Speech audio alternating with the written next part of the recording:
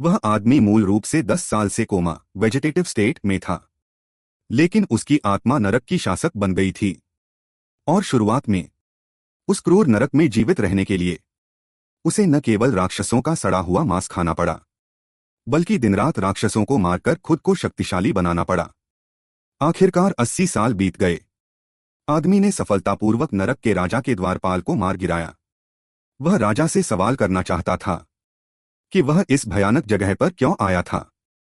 उसे उम्मीद नहीं थी कि नरक का सबसे शक्तिशाली कहा जाने वाला राजा मेरे एक वार को भी नहीं झेल पाएगा, और मैंने उसे खत्म कर दिया। जब मुझे लगा कि मैं राजा की जगह लूंगा और नया नरक राजा बनूंगा, तभी अचानक मेरे सामने एक इंटरफेस स्क्रीन दिखाई दिया। क्या आप पृथ्वी पर वापस जाना चाहते हैं? नरक के उन 80 वर्षों में मैं हर पल घर वापस जाना चाहता था, इसलिए मैंने बिना किसी झिझक के हाँ कन्फर्म पर क्लिक कर दिया। तुरंत एक सफेद रोशनी ने मेरे शरीर को घेर लिया, लेकिन जब मैंने फिर से आंखें खोलीं तो पाया कि मैं अस्पताल में लेटा हुआ था। मुझे लगा कि यह एक बहुत ही वास्तविक सपना था, लेकिन मुड़कर देखा तो मेरी माँ मेरे पास खड़ी थी। यह देखकर मेरा दिल जोर से धड़कने लगा। मैं 80 साल से अपनी माँ से नहीं मिला था। माँ भावुक होकर मेरा नाम पुकार रही थी। 10 साल हो गए, तुम आखिरकार जाग गए। जब मेरी माँ ने मुझे गले लगाया, तब मुझे एहसास हुआ कि यह स्पर्श इतना वास्तविक था कि यह सपना नहीं हो सकता। थोड़ी देर बाद मुख्य डॉक्टर मेरे शरीर की जांच करने आए।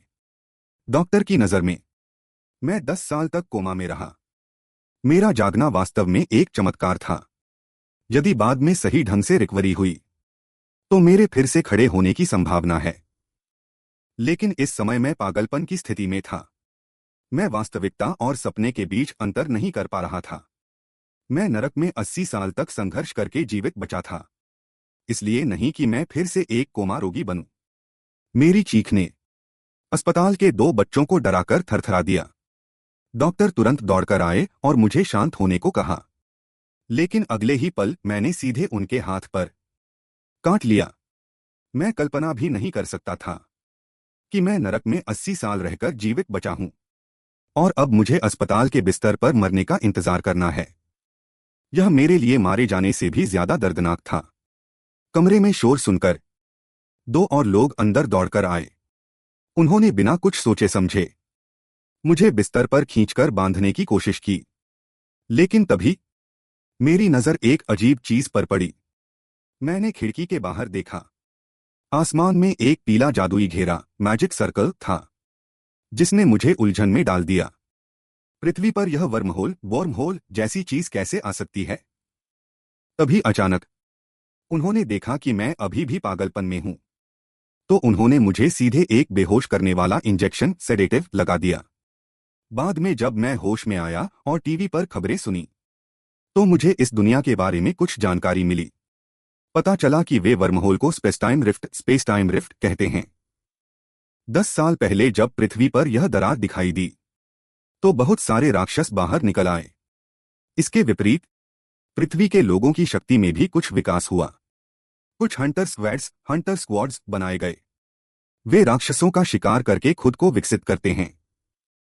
अब उनकी ताकत राक्षसों का मुकाबला करने के लायक है।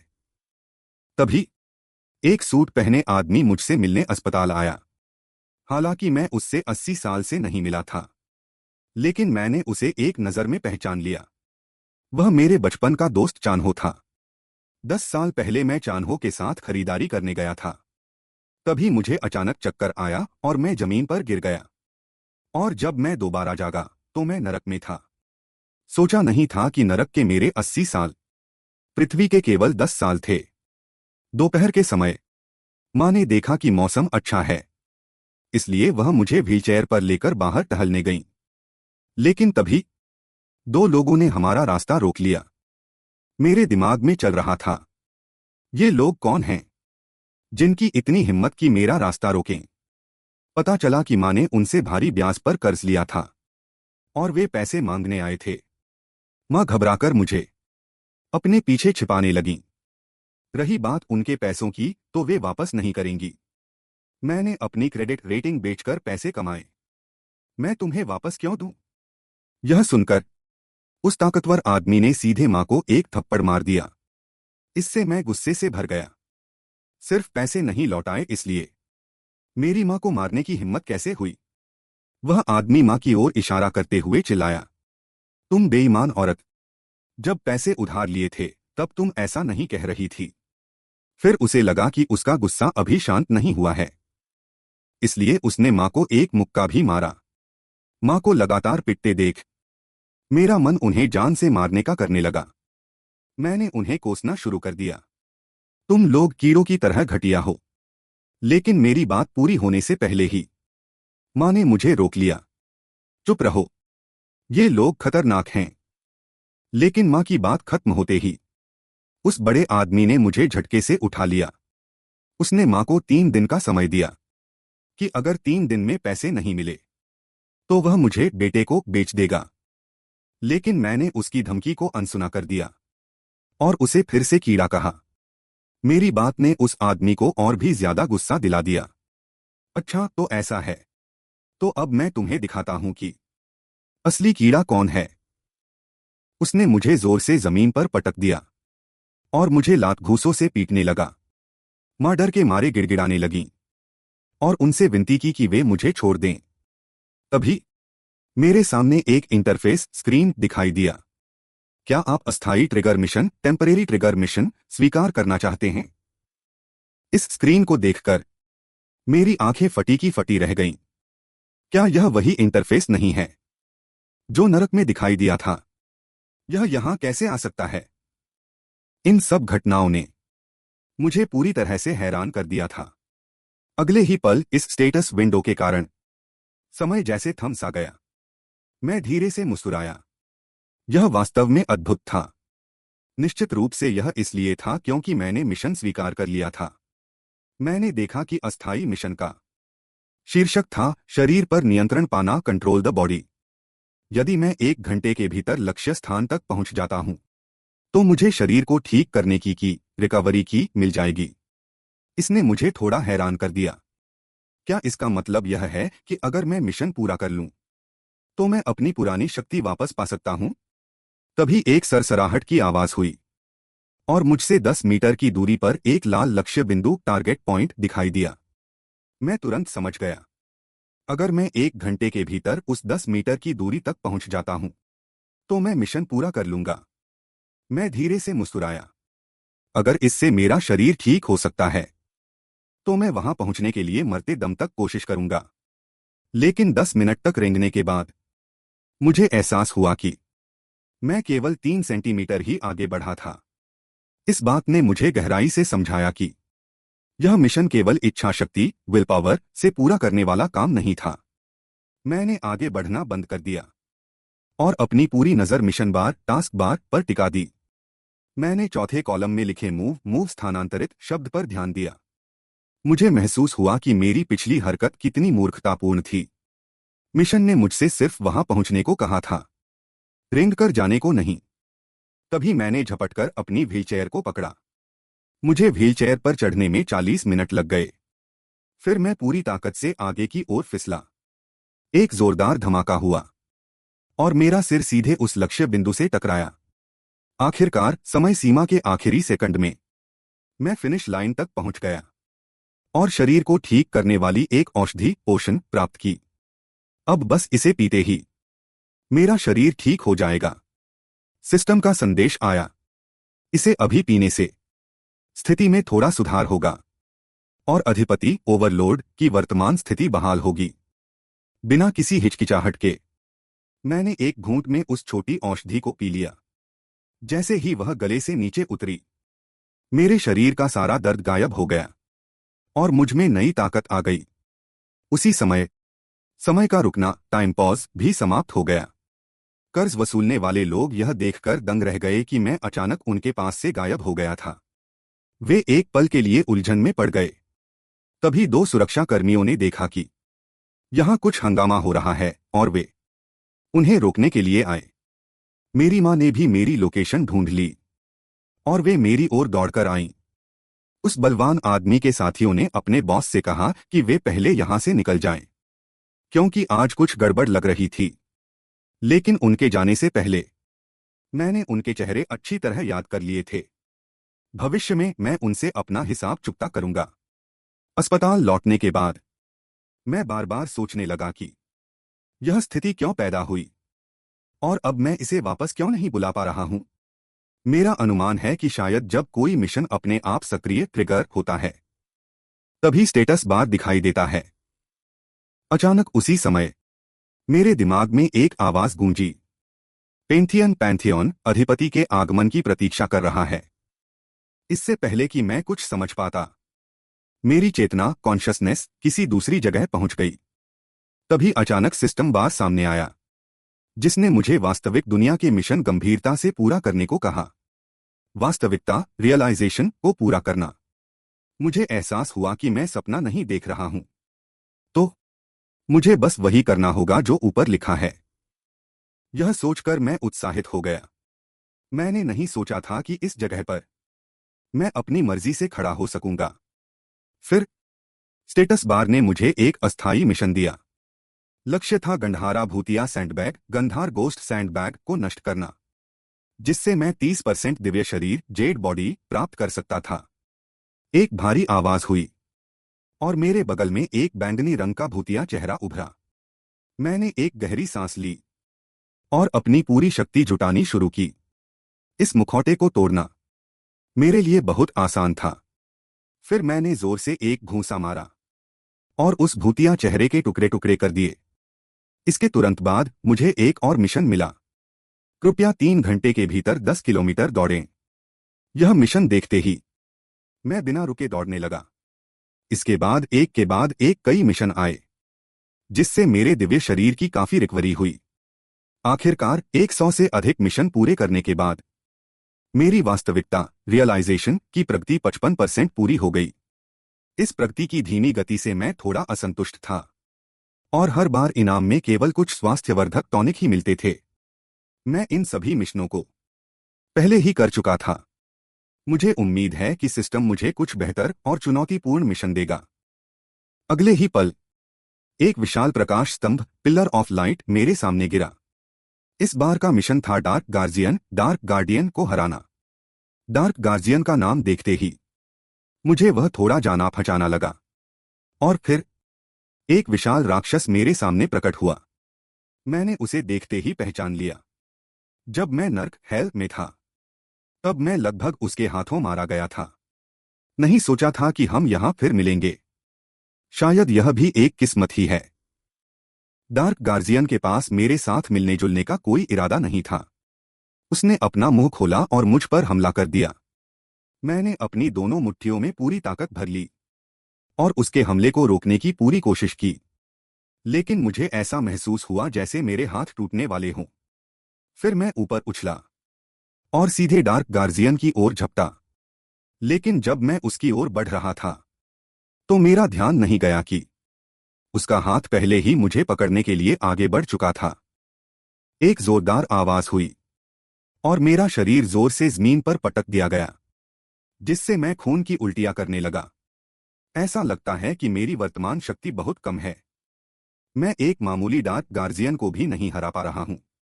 आगे की लड़ाई में मेरी हालत बस पिटने जैसी ही थी। मैं हमलों से बचने के लिए लगातार अपनी जगह बदल रहा था।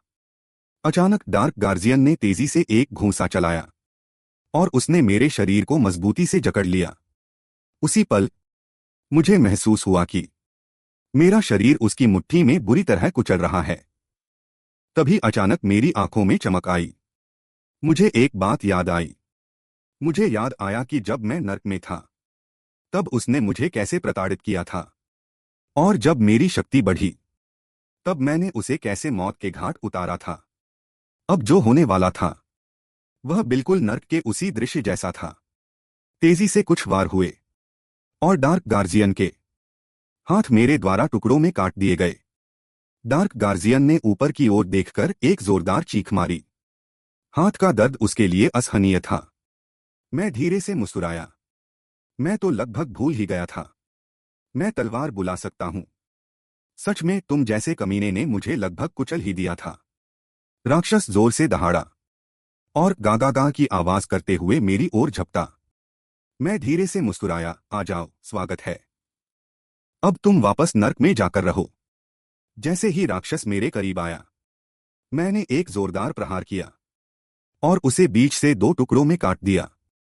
उस एक हमले ने मुझे लंबे समय बाद फिर से नर्क वाली उस पुरानी भावना का एहसास कराया। जब सिस्टम ने मुझे सूचित किया कि मिशन पूरा हो गया है, तब तक मेरी वास्तविकता सिंक्रोनाइजेशन रियलाइजेशन प्रोग्रेस 55% तक पहुंच चुकी थी।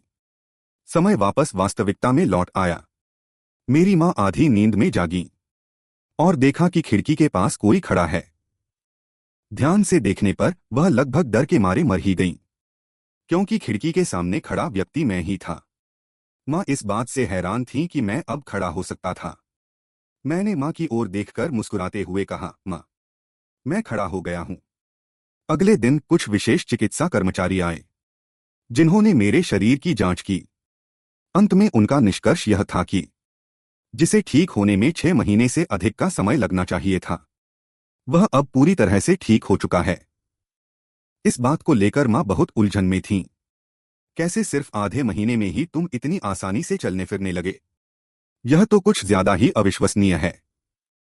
मां के सवाल के सामने विशेषज्ञ थोड़ा असहज महसूस कर रहे थे। जाहिर था कि वे तर्क से परे इस सवाल का जवाब नहीं दे सकते थे। लेकिन मां के मन में कुछ और ही विचार थे। उन्हें लगा कि शायद मैं जागृत अवेकेंड हो गया हूं। डॉक्टर हल्के से मुस्कुराए। जागृत लोग लाखों में एक होते हैं, और दाचेंग के शरीर की वर्तमान स्थिति को देखकर ऐसा नहीं लगता कि वह एक जागृत व्यक्ति है। मैंने अपने कंधों को थोड़ा हिलाया। मुझे अपने शरीर को उसकी पुरानी स्थिति में वापस लाना ही होगा। टहलते समय मैंने अचानक मां को एक नर्स से बात करते देखा। मां ने आह भरते हुए कहा, इन 10 वर्षों की सारी मेहनत और कठिनाइयां सार्थक थीं। अब मेरा बेटा आखिरकार जाग गया है और खड़ा हो सकता है। मां की बात सुनकर मैं थोड़ा हैरान रह गया। मैं कल्पना भी नहीं कर सकता था कि मां ने इन 10 वर्षों को कैसे काटा होगा। मां को रोते हुए देखकर मैंने अपने मन में एक फैसला किया। इस बार मैं अपनी मां की रक्षा करूंगा। इसके बाद मैं बाथरूम में गया और पैंथियन में प्रवेश करने की तैयारी की। अगले ही पल मेरा शरीर पैंथियन में पहुंच गया। मैंने सिस्टम से पूछा, क्या कोई ऐसा तरीका है जिससे मैं अपनी वास्तविकता की प्रक्रिया को तेजी से पूरा कर सकूं? लेकिन सिस्टम का जवाब था, केवल पैंथियन द्वारा दिए गए अवतरण मिशन एडवेंट मिशंस में ही मिशन की कठिनाई को स्वतंत्र रूप से चुना जा सकता है।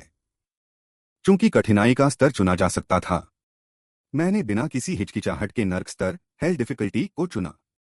चाहे जो हो जाए, मुझे अपने शरीर की समस्या को एक ही बार में हल करना था। जब मैंने फिर से सिर उठाया, तो मेरे सामने एक बड़ा गोला दिखाई दिया। एक धमाके के साथ वह गोला धीरे धीरे फटा और बिखर गया। फिर उसके अंदर से एक सफेद बालों वाला आदमी बाहर निकला, जिसके हाथ में एक लंबी तलवार थी। लेकिन मुझे जो बात हैरान करने वाली लगी, वह यह थी कि वह आदमी बिल्कुल मेरी तरह दिखता था। मुझे उम्मीद नहीं थी कि नर्क स्तर की कठिनाई का मतलब मेरा ही एक दूसरा क्लोन होगा। सिस्टम मिशन सामने आया। अधिपति हान दाचेंग। नस्ल पुनर्जन्म।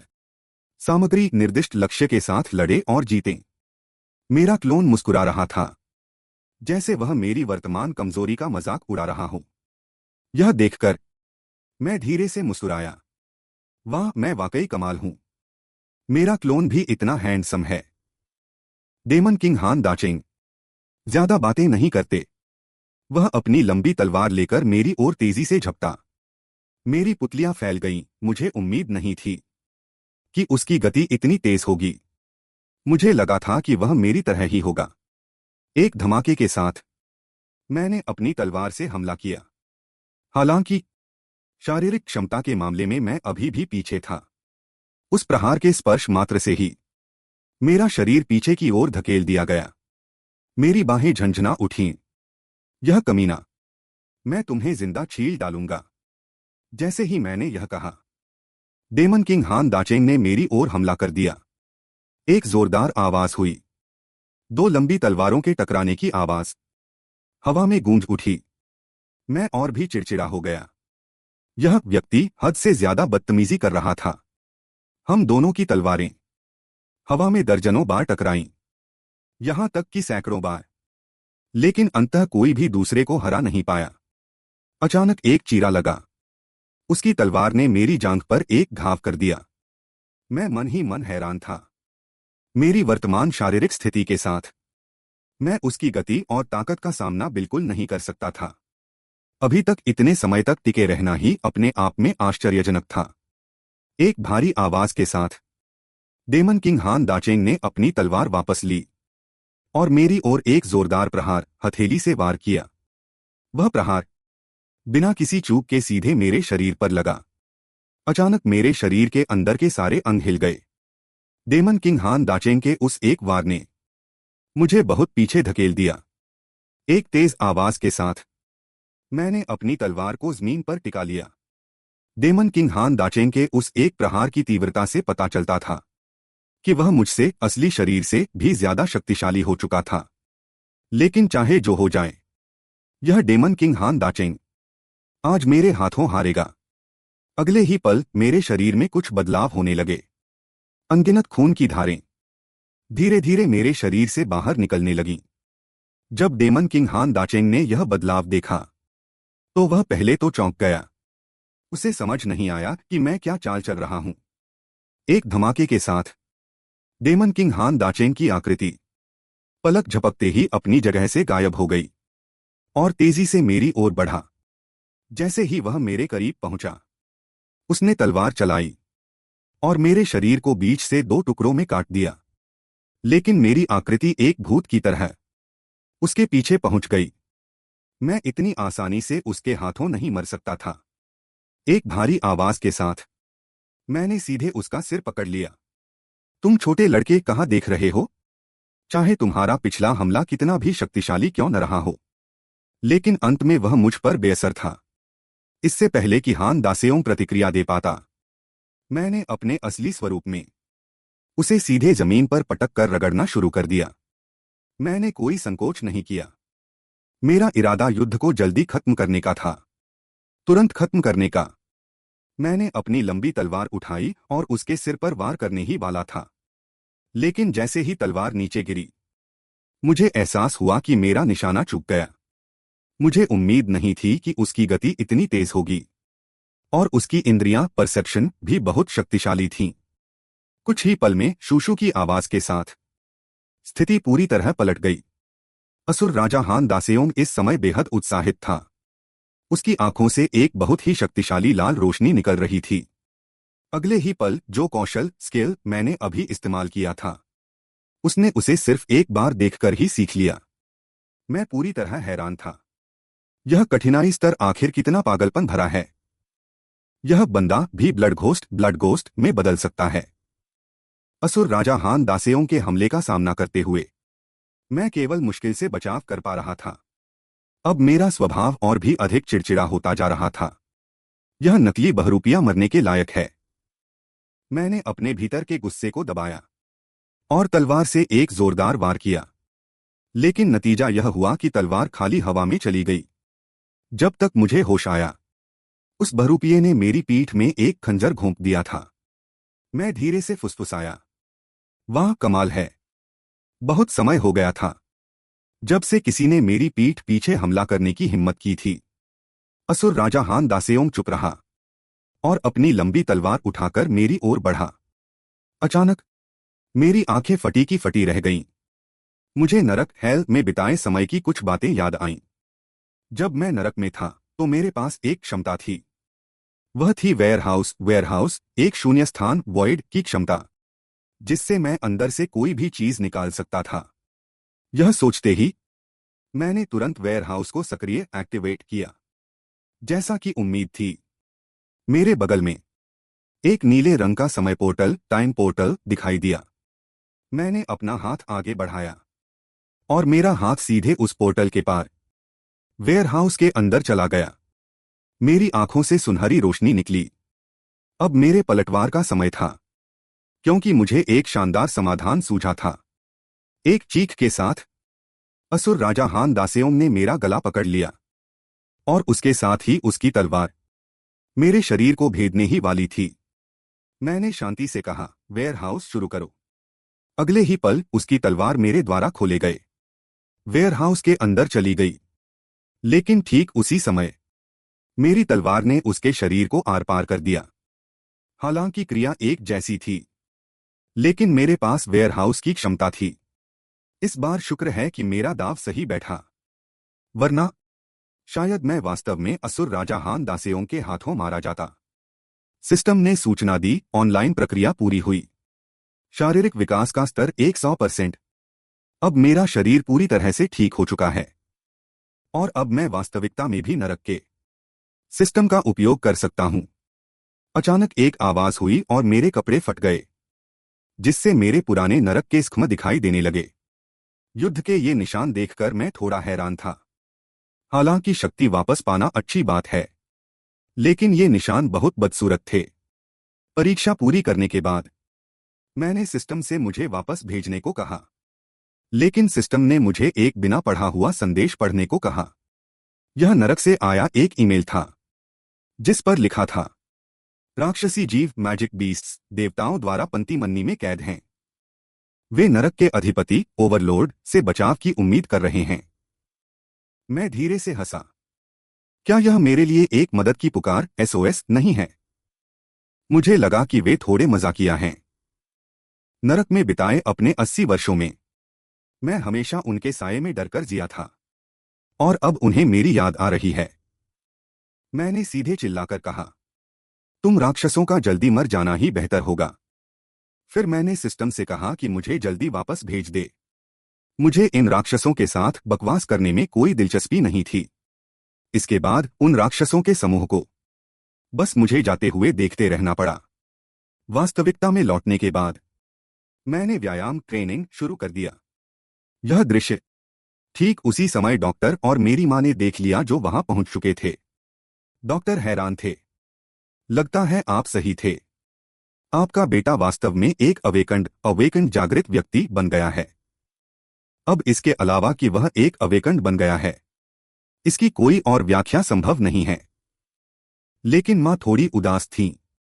उनका दासेओंग इस तरह की मुसीबत में कैसे पड़ गया? इस समय डॉक्टर भी कुछ नहीं कर सके।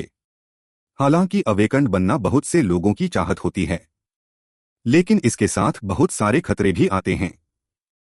उन्होंने मां को सलाह दी कि बाद में एसोसिएशन जाकर पूछताछ करें। उन दोनों की बातें मैंने पूरी तरह सुन ली थीं। क्या इस दुनिया में और भी अलौकिक क्षमता वाले लोग हैं? अवेकंड और एबिलिटी एसोसिएशन के बारे में जानने के लिए मैंने तय किया कि मैं पूरी जानकारी खोजूंगा। मुझे नहीं पता कि मेरे 10 साल की नींद के दौरान पृथ्वी पर वास्तव में क्या क्या हुआ है। घर लौटने के बाद मैंने एक लड़की को देखा, जो दराजों में सामान उलट पुलट कर रही थी। मुझे लगा कि वह कोई चोर है जो चुपके से अंदर आ गई है, इसलिए मैंने उससे पूछा कि वह कौन है। लड़की पहले तो हैरान हुई। उसे उम्मीद नहीं थी कि उसका भाई उसे पहचान नहीं पाएगा। उसके तुरंत बाद मां अंदर आईं और पूछा कि जीसू कहाँ है, और पिछले कुछ समय से उससे फोन पर भी संपर्क नहीं हो पा रहा था। यह नाम सुनते ही मैं अचानक ठिठक गया और सोचा कि यह तो गड़बड़ हो गई। भले ही मेरे अनुभव 80 साल के रहे हों, लेकिन मुझे अपनी इकलौती बहन को नहीं पहचानना चाहिए था। बहन ने गुस्से में कहा, तुम तो अब बिल्कुल ठीक हो गए हो, जबकि मैं और मां नरक जैसी जिंदगी जी रहे थे।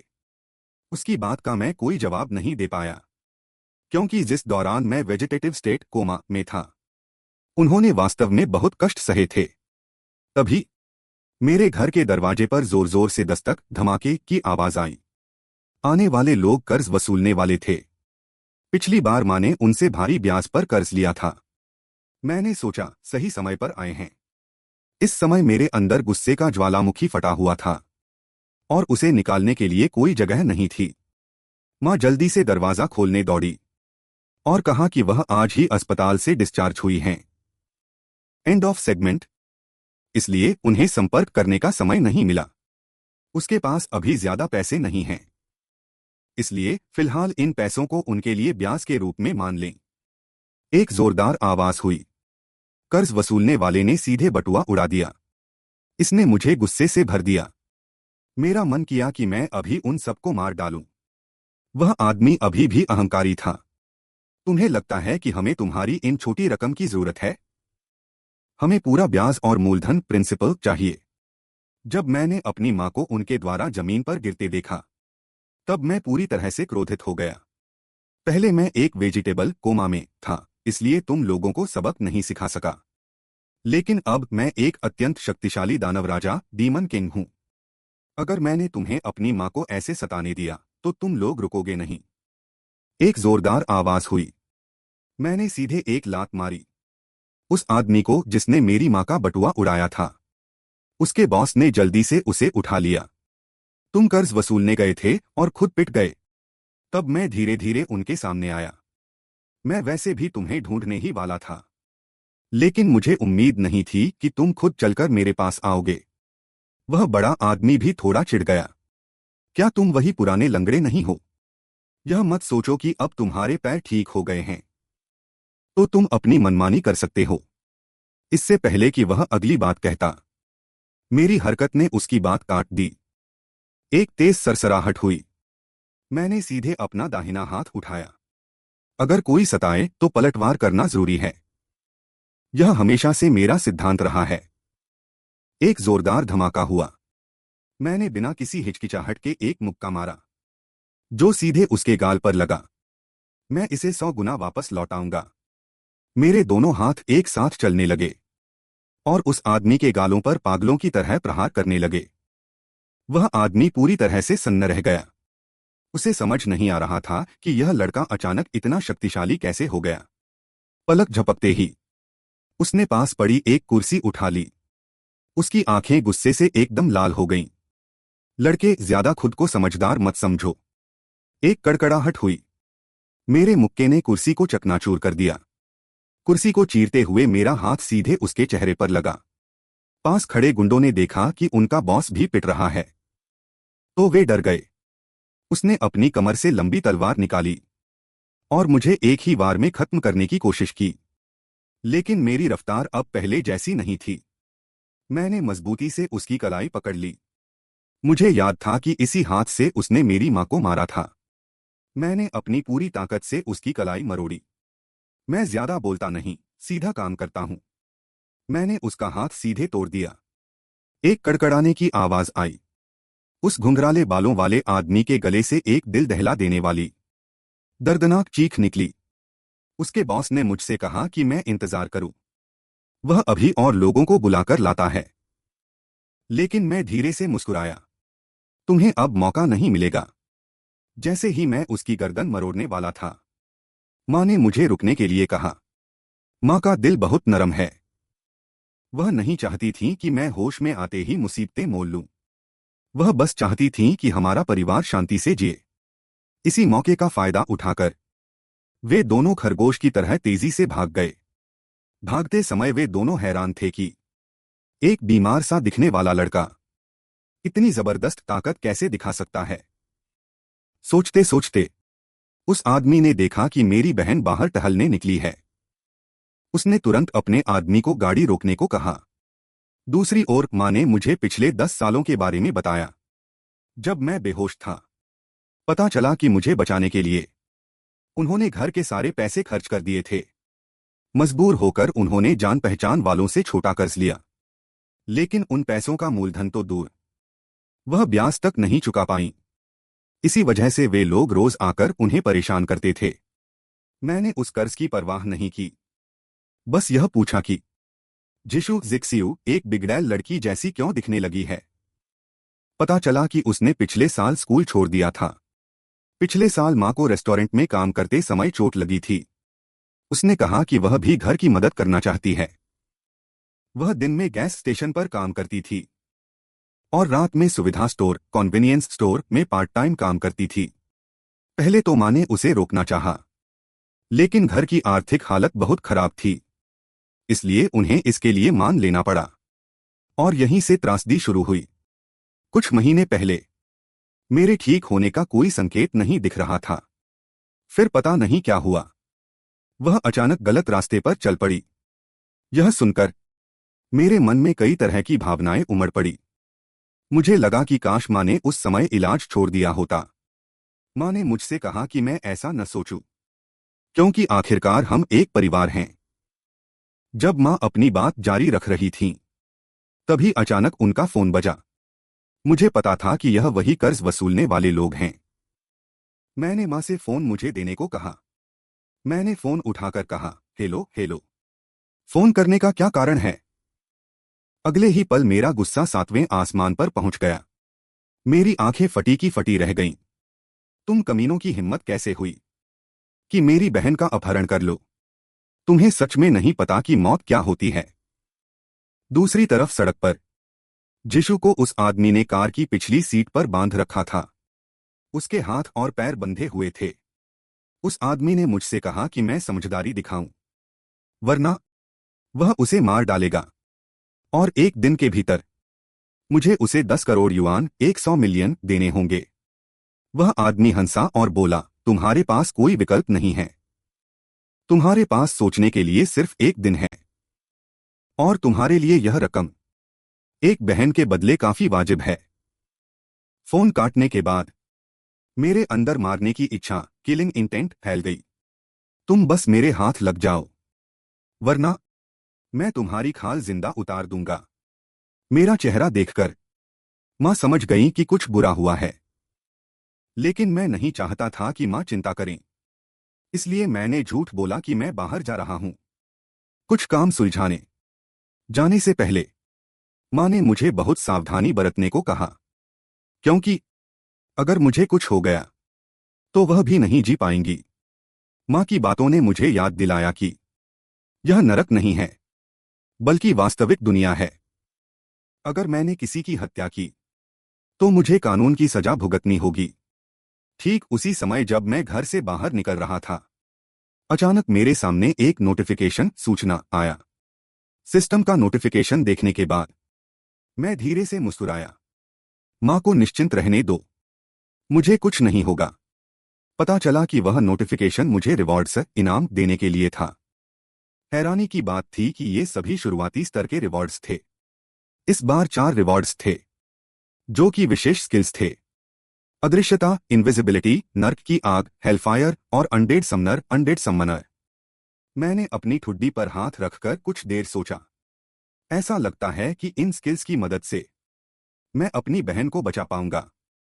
अपहरणकर्ताओं की तरफ उन्होंने मेरी बहन को पहले ही दूसरी जगह शिफ्ट कर दिया था। जैसे ही वे लिफ्ट में घुसे, लिफ्ट अचानक अनियंत्रित हो गई। लिफ्ट के अंदर से अजीब सी चरचराहट की आवाजें आने लगीं। उनके पैरों के नीचे एक आकृति धीरे धीरे उनकी परछाइयों से बाहर निकलने लगी। जब उस आदमी ने यह देखा तो वह बुरी तरह डर गया। वह आकृति मैं ही था। अचानक सामने आने से वह पहलवान बुरी तरह घबरा गया। मैं धीरे से मुस्कुराया और उनसे कहा कि डरे नहीं। क्या तुम नहीं चाहते थे कि मैं पैसे लेकर आऊं? तो देखो, मैं आ गया हूं। दरअसल मैंने उन 4 स्किल्स में से अनडेड समनिंग को चुना था। केवल यही स्किल मुझे बिना किसी को पता चले हत्या करने में मदद कर सकती थी। कपड़ों पर लगे खून के निशानों के जरिए मैंने उन 2 आदमियों का पता लगा लिया था। अब वे दोनों बहुत लाचार स्थिति में थे।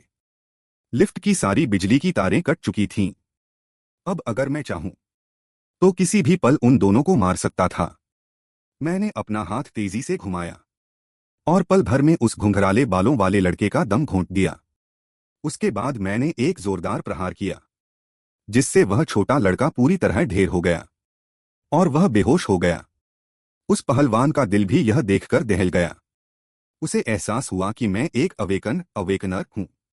मेरी बहन यह सब देखकर पसीने पसीने हो रही थी। लेकिन वह जो सोच रही थी वह पहलवान की सोच से अलग था। अगर भाई एक अवेकन है तो आने वाले दिन बहुत आसान हो जाएंगे। उसे समझ नहीं आ रहा था कि अवेकन का असल मतलब क्या है। वह चाहती थी कि मैं उसे विस्तार से समझाऊं। उस गंजे पहलवान ने मुझे नजरअंदाज किया और अपने हाथों से लिफ्ट का दरवाजा उखाड़ फेंका। उसने अपने साथियों को भी मुझ पर हमला करने का आदेश दिया। एक तेज आवाज हुई जैसे ही वह लिफ्ट से बाहर निकला। मेरे हाथ का प्रहार सीधे उसकी गर्दन के पीछे लगा। उसी समय उसके पीछे खड़े साथियों ने अपने हथियार निकाल लिए और मेरी ओर झपटे। मैं मुस्कुराया और कहा, आ जाओ। अचानक मेरे शरीर से काली ऊर्जा, ब्लैक ऑरा, निकलने लगी। एक आदमी ने डंडे से मुझ पर वार किया, लेकिन वह डंडा मेरे शरीर के आर पार निकल गया। जब तक उन्हें समझ आता, मेरा शरीर न जाने कब उनके पीछे पहुंच चुका था। मैंने बिना किसी रहम के एक जोरदार किक उसके चेहरे पर जमा दी। ये आम इंसान मेरे लिए बहुत आसान, सो इजी थे। सिर्फ 2-3 सेकंड के अंदर मैंने उन सबको खत्म कर दिया। उन्हें ठिकाने लगाने के बाद मैं वापस लिफ्ट में गया। अपनी बहन को देखते हुए मैं नीचे झुका और पूछा कि क्या वह जख्मी है। जब यह पक्का हो गया कि वह ठीक है, मैंने उसके मुंह पर बंधी पट्टी हटा दी। फिर मैंने उसे जल्दी से घर जाने को कहा। यहाँ की चीजें मैं संभाल लूंगा। इस बार मैं इसे जड़ से खत्म कर दूंगा, ताकि वे फिर कभी हमें परेशान न कर सकें। इसके बाद मेरी बहन ने वह नजारा देखा जिसे वह जिंदगी भर नहीं भूल पाएगी। उस मंजिल पर मौजूद हर एक इंसान मेरे एक ही वार से ढेर हो गया। इसके बाद मैं सीढ़ियों से धीरे धीरे तीसरी मंजिल की ओर बढ़ा। थोड़ी देर बाद बिल्डिंग के बाहर शीशा टूटने की एक तेज आवाज आई। उसी समय एक डरावने दिखने वाले टैटू वाले आदमी ने एक फोन कॉल रिसीव किया। फोन पर बात सुनने के बाद उसने गुस्से में फोन को मसल कर रख दिया। उसे यकीन नहीं हो रहा था कि उसके इलाके में किसी की इतनी हिम्मत कि वह गड़बड़ करे। 2.5 मिनट बाद तीसरी मंजिल के सभी गुंडों को मैंने मार गिराया। जैसे ही मैं वहां से निकलने वाला था, अचानक दीवार में एक जोरदार धमाका हुआ। इस आवाज ने मुझे चौंका दिया। क्या वे हथियारों के साथ आए हैं? लेकिन मैंने कभी सोचा भी नहीं था कि एक आदमी अपनी हथेली के वार से दीवार तोड़कर अंदर आएगा। क्या यह वाकई एक इंसान है? उसका वह जोरदार हमला सीधे मेरे चेहरे पर लगा। मैं संभल नहीं पाया और जमीन पर जा गिरा। बाओ गैंग ने ठंडी आह भरी, ओए लड़के, तेरी हिम्मत कैसे हुई मेरे इलाके में हंगामा करने की? शायद तुझे मौत का मतलब नहीं पता। तब मुझे अपनी माँ और बहन के चेहरे याद आए। जब मैंने अपनी ताकत दिखाई थी, तब वे बिल्कुल भी हैरान नहीं हुए थे। लगता है उन्हें इसकी आदत हो चुकी थी। मैं अपनी नई शक्तियों को समझने में इतना व्यस्त था कि मुझे अंदाजा ही नहीं हुआ कि इस आदमी ने मुझ पर अचानक हमला कर दिया। अगले ही पल बाओ गांग की आंखों के सामने एक बेहद खौफनाक चीज आई। काली भुजाएं, ब्लैक आर्म्स, बाओ गांग के पैरों को पकड़ने के लिए बढ़ी। बाओ गांग 10 मीटर पीछे हटा, तब जाकर खुद को संभाल पाया। मैं धीरे से खड़ा हुआ और अपने हाथ झाड़े। अच्छा हुआ कि तू तेजी से पीछे हट गया, वरना तू अब तक मर चुका होता। मैंने सीधे बाओ गांग की आंखों में देखा। क्या तू भी एक अवेकन है? मैं फिर से मुस्कुराया। अब तुझे यह पता चला तो बहुत देर हो चुकी है, क्योंकि मैं तुझे जल्द ही नर्क भेजने वाला हूं। अगले ही पल बाओ गांग ने अपनी पूरी ताकत लगा दी। उसकी मांसपेशियों की बनावट एकदम सटीक थी और उसका पूरा शरीर शक्ति से भरा हुआ था। लेकिन मैंने उसे संभलने का मौका ही नहीं दिया और तेजी से एक मुक्का उसकी नाक पर जड़ दिया। बाओ गांग पूरी तरह सन्न रह गया। उसे यकीन नहीं हुआ कि वह, जो ताकत को ही सब कुछ मानता था, मेरे एक मुक्के को नहीं रोक पाया। एक जोरदार धमाके के साथ बाओ गांग का शरीर सीधे दीवार से जा टकराया। मुझे लगा था कि कपड़े फाड़ने से उसकी रक्षा क्षमता, डिफेंस, बढ़ जाएगी। सोचा नहीं था कि वह इतना कमजोर होगा। बाओ गांग के लिए इस स्थिति को स्वीकार करना मुश्किल था, लेकिन मुझे इस बात की परवाह नहीं थी कि वह इसे स्वीकार कर पा रहा है या नहीं। मैंने फिर से अपना पैर उठाया और उसके चेहरे पर एक जोरदार लात मारी।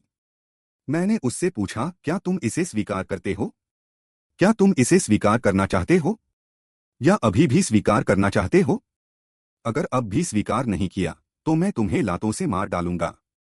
अब बाओ गांग पूरी तरह से मेरे सामने झुक गया था। उसने मुझसे विनती की कि मैं उसे और न मारूं। बाओ गांग रहम मांगने लगा, क्या तुम्हें सिर्फ पैसे चाहिए? मैं अपने सारे पैसे तुम्हें दे दूंगा। जैसे ही मैंने पैसे शब्द सुना, मेरे मन की सारी मारने की इच्छा शांत हो गई। मैंने उससे पूछा कि पैसे कहाँ हैं। पास ही में एक लोहे की अलमारी थी। उसने मुझे बताया कि उसके अंदर एक तिजोरी गोल्ड वॉल्ट है। मैंने एक नजर देखा। मेरे पीछे वास्तव में एक लोहे की अलमारी थी। मैंने उसे चेतावनी दी कि वह कोई चालाकी न करे। बेहतर होगा कि वह समझदारी से काम ले, वरना मैं उसे अभी मार डालूंगा। जब मैं पैसे लेने गया, बाओ गांग मौका पाकर तेजी से वहां से भाग गया। उसकी उस दयनीय हालत को देखकर मैंने उसका पीछा नहीं किया। जब बाओ गांग अपनी कार में वापस पहुंचा तो उसके चेहरे पर फिर से वही क्रूर भाव आ गए। उसने ठान लिया कि वह मेरे पूरे परिवार को मौत के घाट उतार देगा। लेकिन तभी मैं अचानक उसके सामने प्रकट हुआ। मैंने कहा, तुम एक चीज भूल गए। वह है तिजोरी का पासवर्ड। तुमने अभी तक मुझे वह नहीं बताया। जैसे ही मेरी बात खत्म हुई, कुछ काले हाथों ने बाओ गांग के शरीर को जकड़ लिया। अब बाओ गांग मुझसे पूरी तरह डर गया था। उसने बिना किसी हिचकिचाहट के अपनी तिजोरी का पासवर्ड बता दिया और वादा किया कि वह भविष्य में हमें कभी परेशान नहीं करेगा। 2.5 घंटे बाद मैंने पैसों की गिनती की। लगभग 532 मिलियन 53 करोड़ 20 लाख थे। इन पैसों के साथ मैं बहुत सारी चीजें खरीद सकता हूं। उनके पैसे छीनने के बाद मैंने सबसे पहले 2 ड्यूल स्क्रीन फोन खरीदे। एक मैंने अपनी बहन को दिया, इस उम्मीद में कि वह भविष्य में बाहर आवारागर्दी न करे, और दूसरा मैंने अपनी मां को दिया, उन सभी वर्षों के लिए धन्यवाद करने के लिए जब उन्होंने मेरा ख्याल रखा और मेरा साथ कभी नहीं छोड़ा। फिर मैंने उनसे कहा कि मुझे बाहर जाना है और मुझे आने में थोड़ी देर होगी। आप लोग पहले रात का खाना खा लीजिए। रात के समय मैंने कान हाओ को बारबेक्यू बीबीक्यू खाने के लिए बुलाया।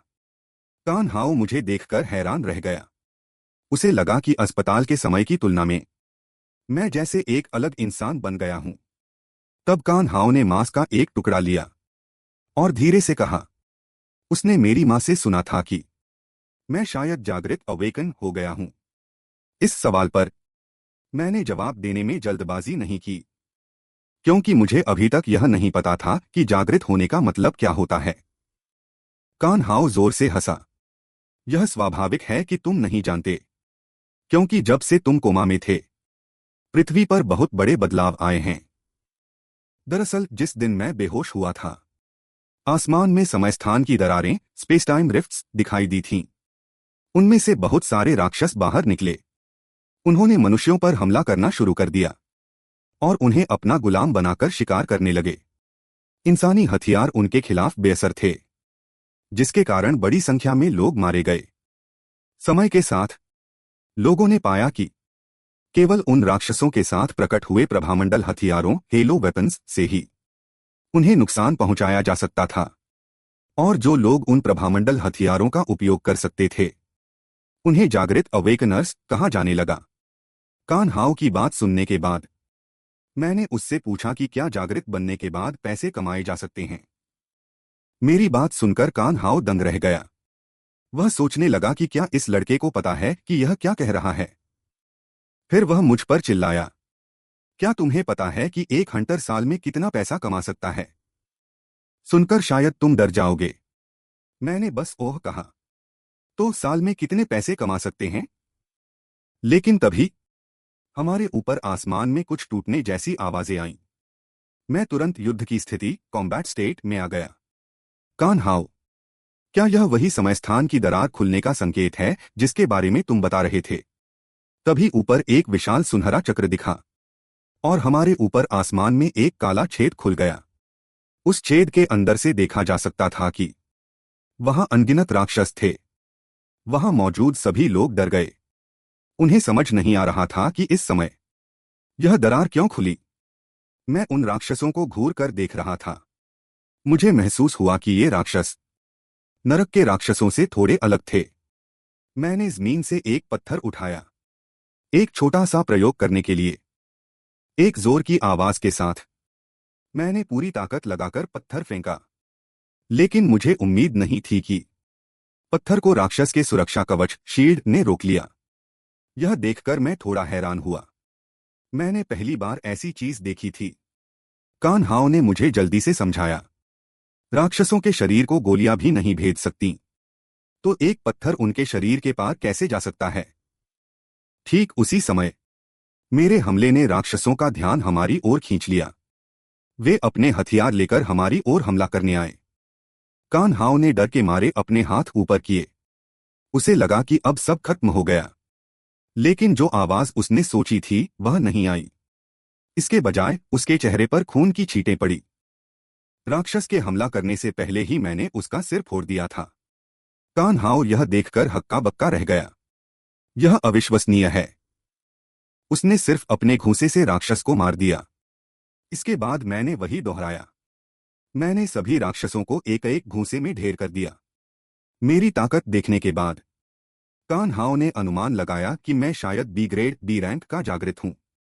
लेकिन अभी ध्यान देने वाली बात मैं नहीं था, बल्कि सड़क पर मौजूद भीड़ थी। मैंने कान हाओ को इशारा किया और उससे कहा कि वह जल्दी यहां से जाए और मेरे रास्ते में बाधा न बने। मेरी और राक्षसों की लड़ाई का वीडियो कुछ लोगों ने इंटरनेट पर अपलोड कर दिया था। वीडियो देखने के बाद लोगों को लगा कि यह कोई मार्शल आर्ट्स फिल्म की शूटिंग चल रही है। तभी एक और राक्षस ने मुझे निशाना बनाया। यहां तक कि वीडियो बनाने वाला लड़का भी मेरी ओर डरते हुए देख रहा था। उसे डर था कि कहीं अगले ही पल मैं टुकड़ों में न बिखर जाऊं। लेकिन मेरी गति चरम सीमा पर थी और मैंने एक ही घूंसे में उस राक्षस को खत्म कर दिया। कैमरा में ऐसा लग रहा था जैसे उसने सोने का पहाड़ देख लिया हो। वह लाइव स्ट्रीम में लगातार बता रहा था कि मैं कितना शक्तिशाली हूं। इस समय मेरी जादुई शक्ति, मैजिक पावर, काफी हद तक वापस आ गई थी। अब मेरी बारी थी अपना जलवा दिखाने की। मैं एक एक करके उन सबको बिना किसी दर्द के मौत की नींद सुला दूंगा। मैंने फुर्ती से एक तरफ झुककर राक्षस के हमले से खुद को बचा लिया। इसके तुरंत बाद, जब वह राक्षस हैरानी से मुझे देख रहा था, मैंने अपने मुक्के में पूरी ताकत जमा करना शुरू किया। एक जोरदार धमाके के साथ मेरा मुक्का सीधे राक्षस के जबड़े पर लगा, जिससे उसकी खोपड़ी पूरी तरह चकनाचूर हो गई। 2.5 मिनट के भीतर मैंने नर्क के उन सभी राक्षसों को पूरी तरह खत्म कर दिया। फिर मैं चानहाओ कन्हाओ के पास गया और उसे बताया कि यह राक्षस कुछ भी नहीं था। मुझे लगा था कि यह बहुत शक्तिशाली होगा, लेकिन उसने मुझे याद दिलाया कि मुझे लापरवाह नहीं होना चाहिए। हालांकि इस बार मैंने इस मुसीबत को हल कर दिया है, लेकिन भविष्य में और भी शक्तिशाली राक्षस आ सकते हैं। उसे बाद में हंटर एसोसिएशन से संपर्क करना होगा। तभी मेरी सिस्टम विंडो, सिस्टम बॉक्स फिर से दिखाई दी। उसने मुझे पैंथियन में प्रवेश करने का संकेत दिया।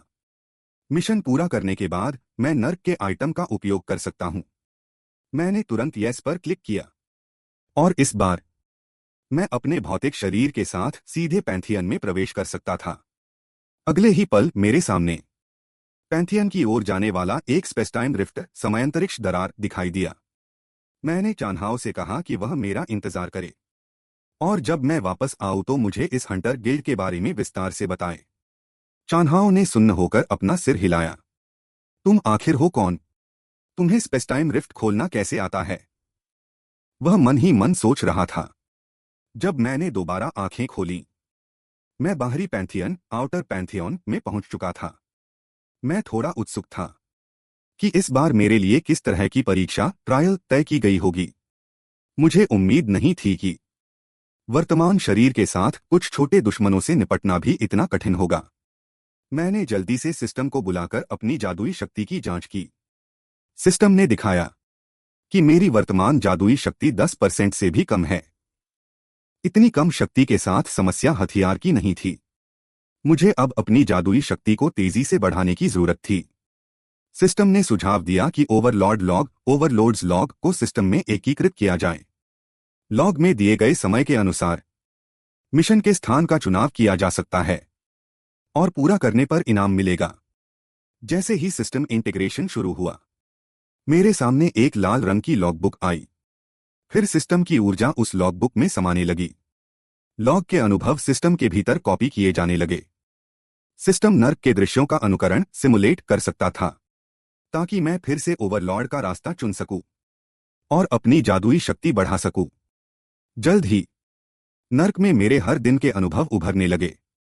जैसे जैसे ओवरलॉर्ड लॉक जलकर खत्म हुआ, सिस्टम की कॉपी प्रक्रिया पूरी हो गई। अब मुझे नर्क पर राज करने से पहले के समय में वापस जाना था, यानी ओवरलॉर्ड लॉक का पेज नंबर 16। The predator.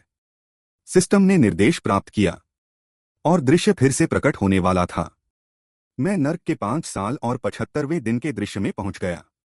दूसरी ओर मौत के मुंह से बचकर निकला चान्हाओ अन्य जीवित बचे लोगों को ढूंढ रहा था। उसके पीछे खड़ा लड़का अभी भी मेरे ठिकाने के बारे में पूछ रहा था। चान्हाओ ने चिढ़कर कहा, क्या हुआ? क्या किसी ने तुमसे कहा कि अगर तुम उसका चेहरा कैमरे में कैद कर लोगे तो तुम्हें पैसे मिलेंगे? उस लड़के को उम्मीद नहीं थी कि चान्हाओ का अंदाजा इतना सटीक होगा। तभी चान्हाओ के फोन पर एक मैसेज आया। चान्हाओ ने देखा कि यह स्पिरिट स्क्वाड के कप्तान हुआंग जूनियन का मैसेज था। संदेश में चान्हाओ को जल्दी से छिप जाने की चेतावनी दी गई थी, क्योंकि आज वीकेंड था, इसलिए राक्षसों का सफाया करने वाली टुकड़ियों की गति काफी धीमी होगी। चान्हाओ भी चिंतित हो गया और मन ही मन उम्मीद करने लगा कि हानसंग जल्दी वापस आ जाएं। इस समय मैं घने कोहरे से भरे एक जंगल में प्रकट हुआ। यह जंगल डरावने तरीके से शांत था। इस बार का मिशन था 1 घंटे के भीतर प्रेडेटर फॉरेस्ट के 10 व्हाइट कोलोसाई को खत्म करना। इनाम जादुई शक्ति और अटैक पॉइंट्स में 2000 की वृद्धि और जादुई शक्ति के भौतिकरण मटेरियलाइजेशन में 30% की वृद्धि। जल्द ही कोहरे के बीच से एक विशालकाय मूर्ति जायंट दिखाई दी, जिसकी ऊंचाई बादलों को छू रही थी। उसके आते ही मुझे महसूस हुआ। घुसपैठिए को देखते ही उस विशालकाय मूर्ति की आंखें लाल चमकने लगीं।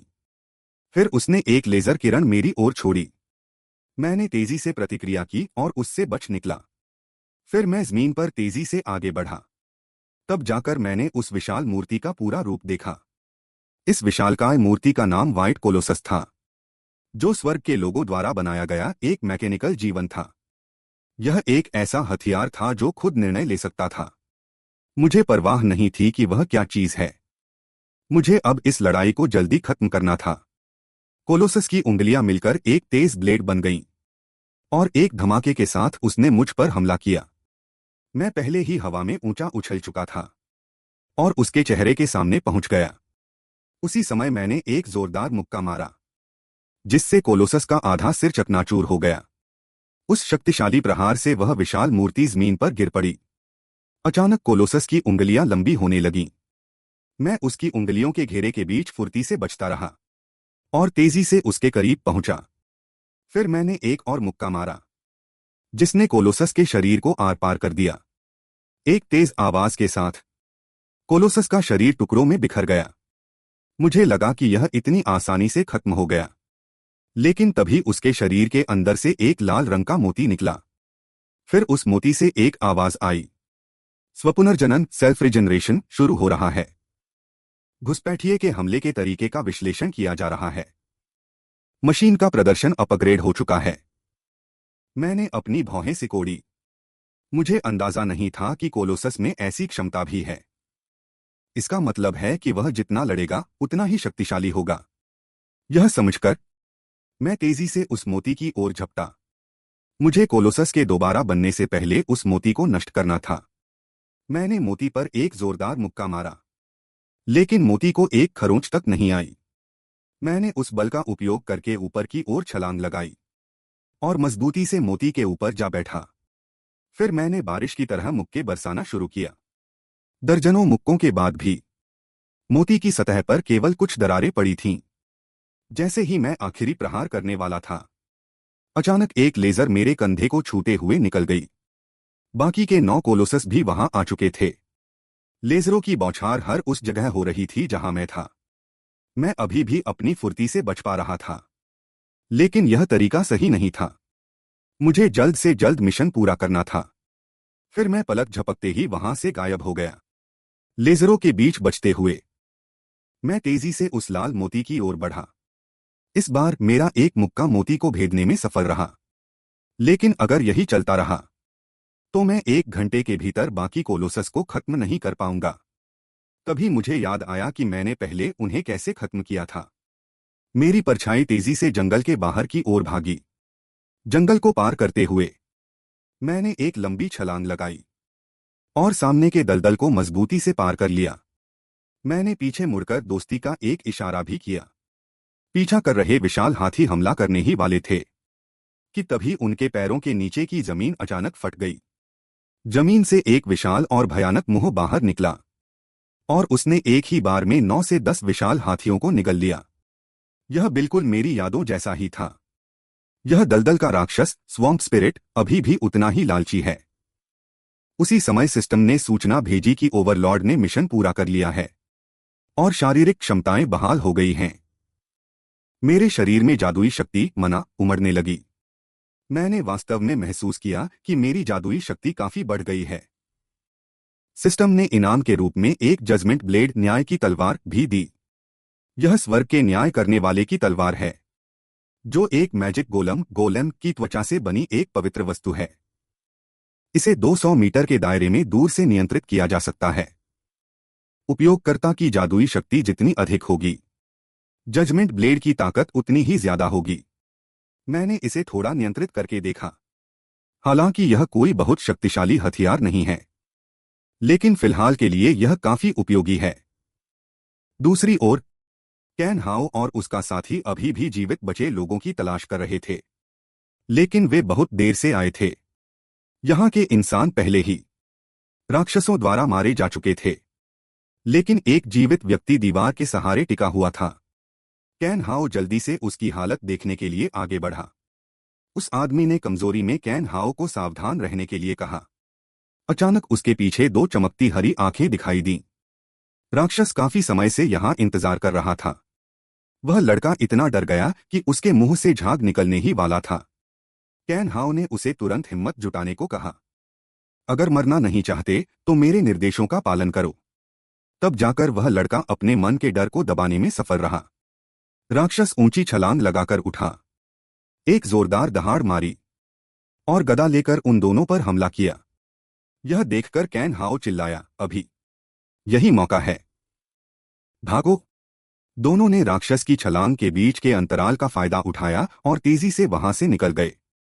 सौभाग्य से दरवाजे की संकरी दरार ने राक्षस को बाहर ही रोक दिया, जिससे उन दोनों की जान बच गई। वे फिर से पिछली दुकान पर वापस आ गए और मदद का इंतजार करने लगे। तभी एक धमाके की आवाज सुनाई दी। आने वाला व्यक्ति हान चेंग था, जो अपनी जादुई शक्ति बढ़ाकर वापस आया था। जल्द ही बचाव दल रेस्क्यू टीम भी वहां पहुंच गया, अपनी पहचान उजागर होने से बचाने के लिए। कैन हाओ मुझे अपने साथ वहां से ले जाने की योजना बना रहा था, लेकिन बचावकर्मी हमें इतनी आसानी से जाने नहीं दे सकते थे। उन्हें कुछ जानकारी लेनी थी। कैन हाओ ने अपनी पहचान बताई और टीम में कुछ जरूरी काम होने का बहाना बनाकर जाने की अनुमति मांगी। जब बचावकर्मियों ने देखा कि कैन हाओ सोल टीम की पहली यूनिट का कप्तान है, तो उन्होंने उन्हें रोकने की हिम्मत नहीं की। साथ ही जब उन्होंने सड़क पर राक्षसों की लाशें देखीं, तो वे इस खूनी मंजर को देखकर दंग रह गए। अनुभवी शिकारियों हंटर्स को भी घिन आने लगी। वे सोच भी नहीं सकते थे कि वह कौन व्यक्ति होगा जो राक्षसों से भी अधिक क्रूर हो सकता है। अब मैं कैन हाओ के घर पहुंच चुका था। मैंने उससे पूछा, तुमने पहले कहा था कि हंटर बनने से बहुत पैसा कमाया जा सकता है, सही है? कैन हाओ ने सोचा नहीं था कि मैं खुद इस बारे में बात करूंगा। बिल्कुल, आज के दौर में हंटर पैसा कमाने का सबसे तेज तरीका है। अगर तुम एसोसिएशन में जाकर टेस्ट करवाओ, तो तुम निश्चित रूप से बी रैंक या उससे ऊपर होगे। हो सकता है कि तुम ए रैंक भी हो। मुझे इस बात से कोई खास फर्क नहीं पड़ा। क्या ए रैंक से भी ऊपर कुछ नहीं होता? कैन हाओ को नहीं लगा कि मैं ए रैंक से आगे निकल सकता हूं। तुम्हें पता होना चाहिए, पूरी दुनिया में केवल 5 एस रैंक अवेकन्स हैं। अगर कोई ए रैंक अवेकन बन जाए, तो उसकी पूरी जिंदगी ऐशो आराम से कट जाती है। दूसरी ओर वह जीवित बचा हुआ गुंडा कुर्सी पर बैठा थरथर कांप रहा था। उसके सामने एक आदमी कुछ दस्तावेज देख रहा था। तो तुम कह रहे हो कि इसी कर्जदार ने तुम्हारे पूरे संगठन को खत्म कर दिया? वह आदमी खड़ा हुआ। तुम बड़ी मुश्किल से जिंदा बचे हो। फिर तुमने यह खबर हमें क्यों बताई? यह सुनकर गुंडा और भी ज्यादा डर गया। रेड डेमन टीम के लीडर ली शियू ने शांति से कहा, तुम शुरू से ही इतना क्यों कांप रहे हो? क्या यह तुम्हारे गैंग लीडर की वजह से है? अपने लीडर की बुरी हालत देखकर गुंडा तुरंत रहम की भीख मांगने लगा। ली शियू ने उसके सिर पर हाथ फेरा। हमें बस वह पैसा वापस चाहिए जो हमारा है। फिर वह गुंडे के कान के पास झुका। तुम लोगों के पास कुछ गुप्त फंड, सीक्रेट फंड्स भी होंगे, बस उन्हें मेरे हवाले कर दो। गुंडे ने जल्दी से सफाई दी। मैं तो बस एक छोटा सा प्यादा हूं, मुझे नहीं पता कि पैसा कहाँ है। ली शियू ने कहा कि वह उस पर विश्वास करता है, और अगले ही पल गुंडे का सिर फट गया। फिर उसने मेरी फाइल उठाई और कहा, इस बंदे को निपटा दो और सफाई से काम करना। अगले दिन मैं हंटर एसोसिएशन पहुंचा। वहां टेस्ट देने वाले लोगों की भारी भीड़ थी। जल्द ही मेरी बारी आने वाली थी, लेकिन मेरे आगे एक अधेड़ उम्र के व्यक्ति का कर्मचारी से झगड़ा हो गया। उस व्यक्ति के बाल रातों रात झड़ गए थे। उसे लगा कि उसने कोई शक्ति हासिल कर ली है, लेकिन कर्मचारी की जांच के बाद पता चला कि वह अवेकन नहीं हुआ था।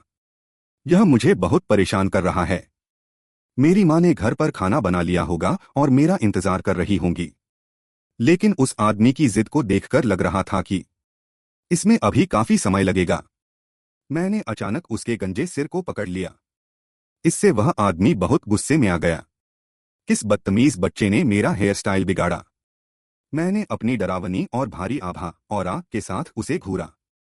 ओए गंजे, दिख नहीं रहा कि पीछे लोग इंतजार कर रहे हैं? यह देखकर वह आदमी बुरी तरह डर गया। वह बिल्कुल वैसा लग रहा था जैसे कोई 50 साल का बच्चा अपने माता पिता की डांट का इंतजार कर रहा हो। वह आदमी कुछ कहना चाहता था, लेकिन जब उसने दूसरों के चेहरे देखे तो वह सबसे तेज रफ्तार से वहां से भाग गया।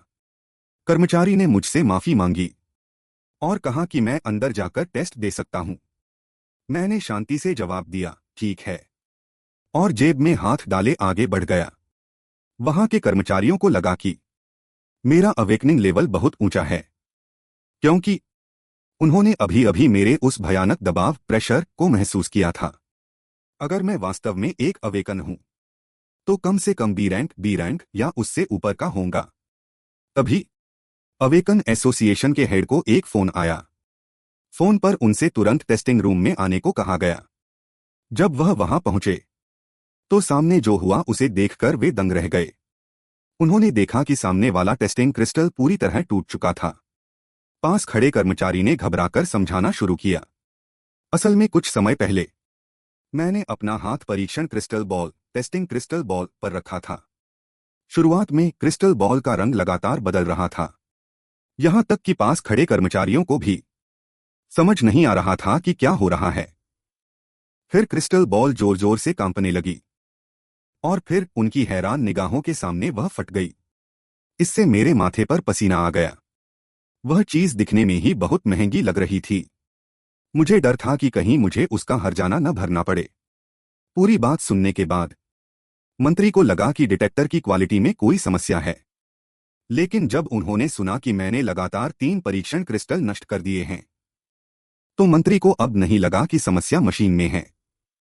मैंने पूछकर कहा, क्या मुझे परिणाम आने तक यहीं इंतजार करना होगा?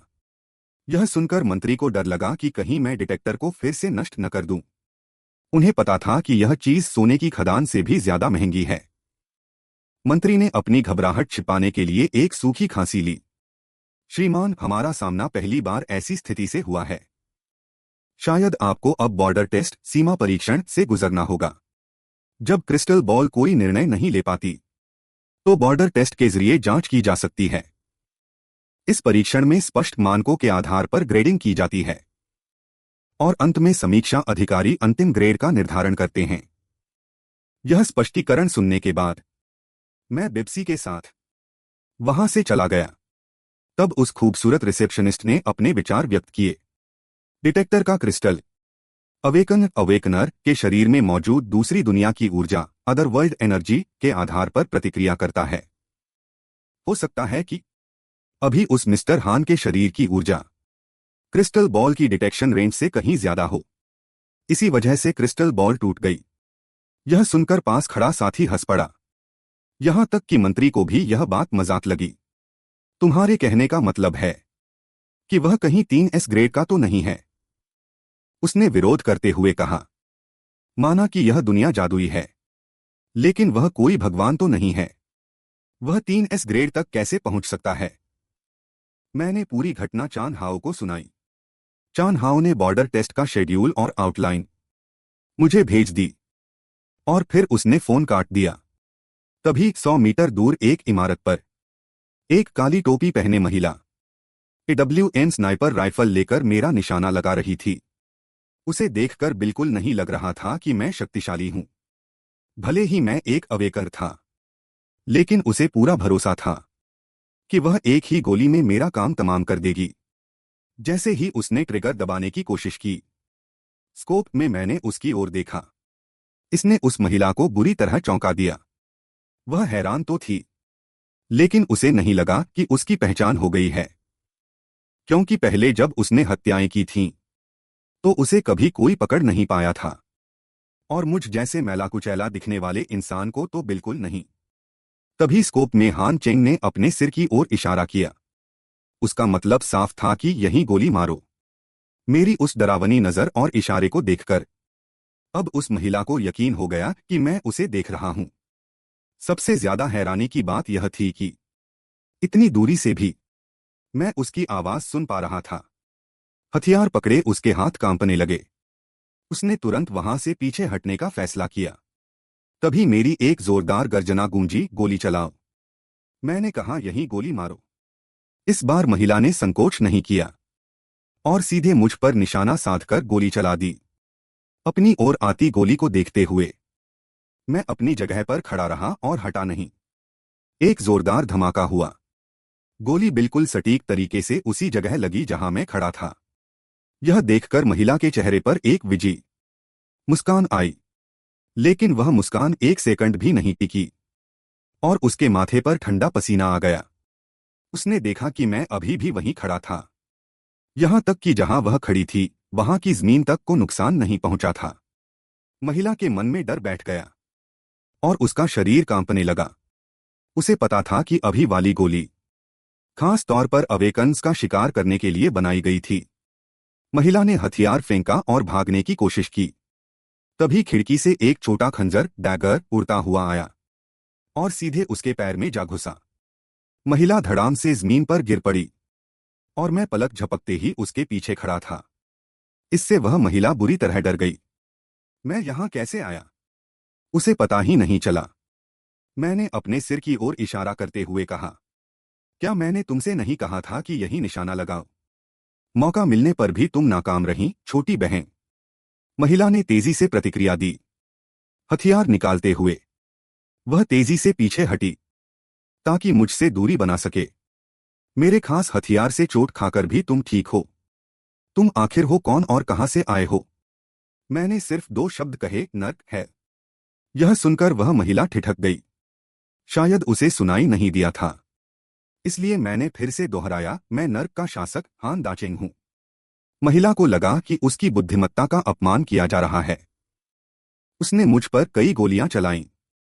मैं अभी भी वहीं खड़ा रहा और बचा नहीं, जब तक कि उसकी मैगजीन खाली नहीं हो गई। तभी मेरी परछाई गायब हो गई। महिला को लगा कि मैं मर गया हूं, लेकिन अगले ही पल में उसके ठीक पीछे प्रकट हुआ, जिससे उसके पसीने छूट गए।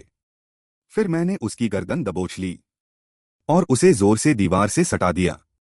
तभी दीवार से अनगिनत काले हाथ निकलने लगे और देखते ही देखते एक डरावना राक्षस बन गया। फिर उसके दाईं ओर एक और भी ज्यादा बदसूरत राक्षस प्रकट हुआ।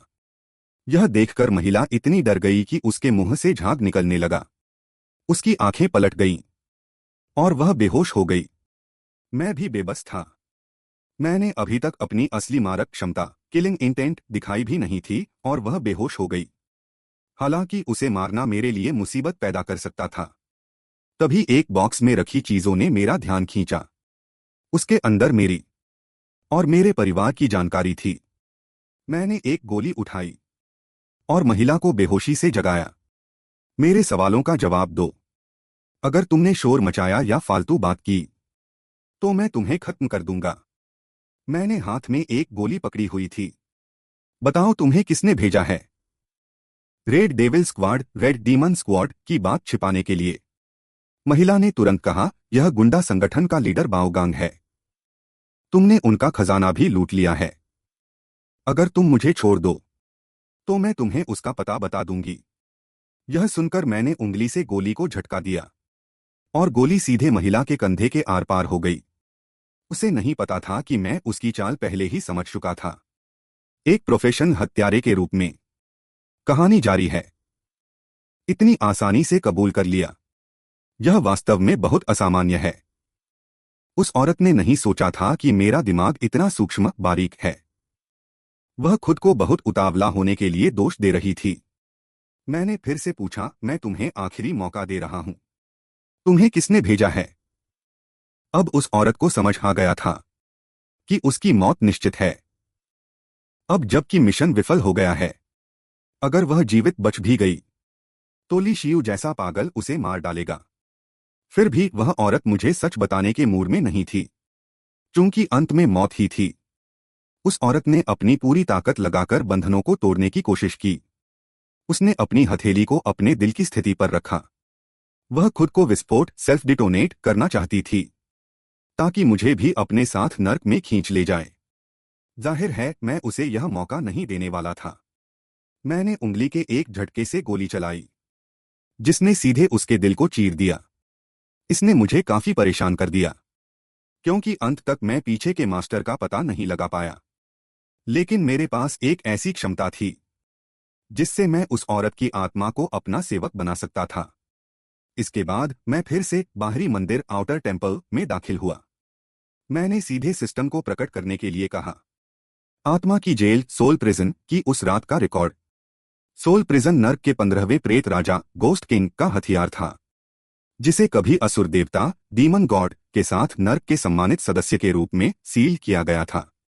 सोल प्रिजन मिलने के बाद जब तक आप अपने खून से राजाओं को सींचते हैं तब तक वे आपके अधीन हो जाते हैं। जब मुझे सोल प्रिजन मिला तो बुलाए गए मृत सैनिकों अनडेड सोल्जर्स की शक्ति बहुत कम थी, इसलिए मैंने उसके बाद इसका उपयोग नहीं किया। अब यह नर्क से अलग है। पृथ्वी पर रहते हुए शवों का निपटारा करने के लिए यह हमेशा काम आता है। जैसे जैसे आसपास का दृश्य बदलने लगा, मैं राजाओं की नदी रिवर ऑफ किंग्स के किनारे पहुंचा। यह नदी अनगिनत भटकती आत्माओं से बनी थी। बस इसे पार करना था और सामने प्रेत राजा का क्षेत्र था। पहले यहां एक नाव हुआ करती थी, लेकिन अब लकड़ी का एक टुकड़ा भी नहीं बचा है। यदि शरीर इसमें थोड़ी देर के लिए डूबा रहे तो शरीर को मृत आत्माएं खा जाएंगी। और इस बार का मिशन था 30 मिनट के भीतर 20 सफेद मकड़ियों व्हाइट वीव स्पाइडर्स को खत्म करना। इनाम दुष्ट कीट का संरक्षण protection of the evil insect. Soul prison का प्रकटीकरण 50% बढ़ जाएगा। जल्द ही यहां के राक्षसों ने हान चेंग को पहचान लिया। ऊपर की चट्टानों पर अनगिनत बैंगनी आंखें दिखाई देने लगीं। सफेद मकड़ियां, सीधे खड़े रहने वाले यांत्रिक जीवन रूप, जो दिव्य मनुष्यों सेलेस्टियल्स द्वारा बनाए गए स्वायत्त हथियार थे। मकड़ियों ने सबसे पहले हान चेंग को निशाना बनाया और जहर का एक गोला फेंका। मैं बगल में झुककर उससे बच गया। जहर की गति कम नहीं हुई और वह पीछे की चट्टान से जा टकराया। उस भयानक जहर के कारण चट्टान पल भर में पिघल गई। अगर मैं उन्हें खत्म कर दूं तो मुझे दुष्ट कीट का संरक्षण मिल जाएगा और मैं राजाओं की नदी को पार कर सकूंगा। यह सोचकर मैंने निर्णय की तलवार ब्लेड ऑफ जजमेंट को बुलाया। सामने से आती हुई सफेद मकड़ियों का सामना करते हुए मैंने अपने पैरों से जोर लगाया और पलक झपकते ही वहां से गायब हो गया। निर्णय की तलवार लेकर मैं उसकी ओर झपटा और एक वार सीधे मकड़ी के पेट में कर दिया। मैंने फिर से जोर लगाया और एक ही वार में उस सफेद मकड़ी के 2 टुकड़े कर दिए। तभी अनगिनत जहर के गोले मेरी ओर आए। इस हमले के सामने मैंने बचने का विकल्प नहीं चुना। मेरे शरीर से लाल रक्तऊर्जा ब्लड क्यूआई उमड़ने लगी। रक्तऊर्जा एक ढाल में बदल गई जिसने चारों दिशाओं से आने वाले जहर के गोलों को रोक दिया। लेकिन मकड़ियां बहुत ज्यादा थीं और वे सब ऊपर की चट्टानों पर थे। एक एक करके उन्हें खत्म करना बहुत थकाऊ था। मैंने सोचा कि उन्हें नीचे बुला लूं और एक साथ सबको खत्म कर दूं। फिर मैंने जमीन पर एक जोरदार मुक्का मारा। उस भयानक ताकत से पूरी गुफा कांपने लगी। इसके तुरंत बाद मकड़ियां डंपलिंग्स की तरह नीचे गिरने लगीं। यह देखकर मैं उनकी ओर तेजी से बढ़ा। जहां से मैं गुजरा सारी मकड़ियां काट दी गईं। इस बार मैंने उनके शरीर के अंदर के ऊर्जा केंद्र एनर्जी कोर को नष्ट किया। जल्द ही मैंने यह मिशन पूरा कर लिया। इनाम रक्षा कवच आर्मोर। दुष्ट कीट का संरक्षण सफेद मकड़ियों से बना एक कवच था। इसमें भौतिक क्षति फिजिकल डैमेज को कम करने और राजाओं की आभा किंग्स ऑरा से बचने की क्षमता थी। मुझे नहीं पता था कि यह पहनने योग्य उपकरण था। फिर भी मैं बच नहीं पाया। मुझे राजाओं की नदी में तैरने की नीति का सामना करना पड़ा। जल्द ही मैंने दुष्ट कीट का कवच पहनकर राजाओं की नदी पार की और सफलतापूर्वक प्रेत राजा के क्षेत्र में पहुंचा। लेकिन यहां सब कुछ गायब हो चुका था। यहां तक कि प्रेत राजा का प्राचीन शहर भी नहीं था। लेकिन मिशन पूरा करने के लिए प्राचीन शहर के अंदर होना जरूरी था। अचानक जिस जमीन पर मैं खड़ा था वह कांपने लगी। 1000 मीटर ऊंचा विशाल स्मारक ऑब्लिस्क जमीन से बाहर निकला। यह दिव्य मनुष्यों द्वारा दैवीय पत्थरों से बनाया गया एक ओब्लिस्क था जो 9 स्वर्गों में भटकती आत्माओं को पकड़ने और कैद करने में सक्षम था। स्मारक का प्रवेश द्वार धीरे धीरे खुला और एक गरिमामयी आभा मेरे चेहरे से टकराई। इस बार का मिशन था 2 घंटे के भीतर 1000 ओब्लिस्क से उत्पन्न राक्षसों को खत्म करना। इनाम विस्तार रून्स एक्सपांशन रून्स और 5000 अटैक पॉइंट्स और सोल प्रिजन का प्रकटीकरण स्तर 100। जल्द ही मृत राक्षसों का एक झुंड बाहर निकला। मैंने तुरंत पहचान लिया कि ये मृत सैनिक अनडेड सोल्जर्स थे। लेकिन मेरी भौहें फिर से सिकुड़ गईं। मृत सैनिक जादुई जानवरों की श्रेणी में आते हैं। तर्कानुसार उन्हें हान चेंग के प्रति शत्रुता नहीं दिखानी चाहिए थी। मैं गुस्से में चिल्लाया, मेरे सामने घुटने टेक दो, तुम जैसे मामूली जीव। अचानक मेरे शरीर से घनी रक्तऊर्जा ब्लड क्यूआई निकलने लगी। हमला करने वाले मृत सैनिक एक कदम भी आगे बढ़ने की हिम्मत नहीं कर सके। फिर उनके नेता ने दहाड़ लगाई और मृत सैनिक फिर से मेरी ओर झपटे। मैंने एक जोरदार प्रहार किया और पल भर में 2 मृत सैनिकों को ढेर कर दिया। मैंने गौर किया कि इन मृत सैनिकों में ऊर्जा केंद्र एनर्जी कोर नहीं लगा था। लगता है यह उस स्तंभ ऑब्लिस्क के कारण था। यह समझ जाने के बाद मेरी शक्ति अचानक बढ़ गई और मैंने फिर से रक्तप्रेत रूपांतरण ब्लड गोस्ट ट्रांसफॉर्मेशन शुरू किया। रक्तप्रेत अवस्था में रहने से अपनी जादुई शक्ति मना का निरंतर उपभोग होता है। लेकिन सभी प्रतिभाओं और कौशलों की विनाशकारी शक्ति 3 गुना बढ़ जाती है। मेरी आकृति तुरंत वहां से गायब हो गई, जैसे कोई बाघ भेड़ों के झुंड में घुस गया हो, जिसे रोकना असंभव था। हर एक मुक्के के साथ मैं मृत सैनिकों के एक समूह को उड़ा देता था। लेकिन इस तरह से दक्षता बहुत कम थी। मैंने सोचा कि मैं ओब्लिस्क के अंदर जाऊं और एक ही बार में उस ओब्लिस्क टावर को नष्ट कर दूं। फिर मैं ओब्लिस्क के भीतर घुस गया। उसी समय ओब्लिस्क कांपने लगा और गूंजने वाली आवाजें लगातार आने लगीं। केन थियो MTTING तोआ थैप के HNGLCAO हैंग नघीन मेट SPXUNG NGTHI NHNGNGI लिंग वोंग लिंग BTU टैन BIN NHNG ट्रोंग NG नैट वाई खोए CH कॉन एलाई बोंग डांग टॉय NHMT माटी HN टॉय होन थाना NHIMBLN ने MT कैच थाना कोंग TRCMTXUTHIN है KCTKL MTCAI लानहा तूलिंग HN PHNTHNGHINTHC हुआ CAI कॉन एलाई लाफू VNMRNG नहा तूलिंग HN टॉय CHNTRCTIPMRNG नहा तूलिंग HN नैंग CPT 20 वी त्राई ले 100 वी त्राई MCCHNYTC टॉर अंग CHUNBRII तीन हायन MTQUCU अंहसैंग वैंग XUTHINTRCMT टॉय गे CNHNG मा तु ट्रोंग पंडिमन्नी CNGCMTHYS है TRCIU ने H खुए टॉय नेन हंह NGCNTHN टॉय S खोम घे HU TRCTIP8I Rabiti LY QUCU Anhasang QUCU Anhasang BIN थाना NGN LHI ट्रेंट आई टॉय और एक गोलाकार निशान छोड़ दिया। फिर मेरे सामने एक सुनहरा पॉपअप विंडो दिखाई दिया। उस पर केवल कुछ ही शब्द लिखे थे। यह स्पष्ट था कि प्रकाश का एक गोला पूरी जानकारी नहीं दे सकता। इसे देखकर मुझे लगा कि शायद यह कोई खजाना है, लेकिन मुझे उम्मीद नहीं थी कि यह पूरी तरह से अर्थहीन होगा और समय बर्बाद करने वाला एक डिक्रिप्शन टुकड़ा, डिक्रिप्शन फ्रैगमेंट मात्र होगा। जब मैं वापस वास्तविकता में लौटा तो मैंने पाया कि यहां मौजूद महिला की लाश गायब हो गई थी। इसने मेरे मन में एक बुरा पूर्वाभास पैदा किया। इसके बाद मैं अपने घर वापस आया और अपने परिवार के साथ खाना खाया। हालांकि मेरी मां मेरे सामने जानबूझकर कुछ छिपा रही थी, लेकिन मैंने इस पर ज्यादा ध्यान नहीं दिया। फिर मैंने चान्हो को फोन किया और उसे महिला की लाश गायब होने की बात बताई और चान्हो को निर्देश दिया कि इस दौरान वह मां और छोटी बहन का ख्याल रखे।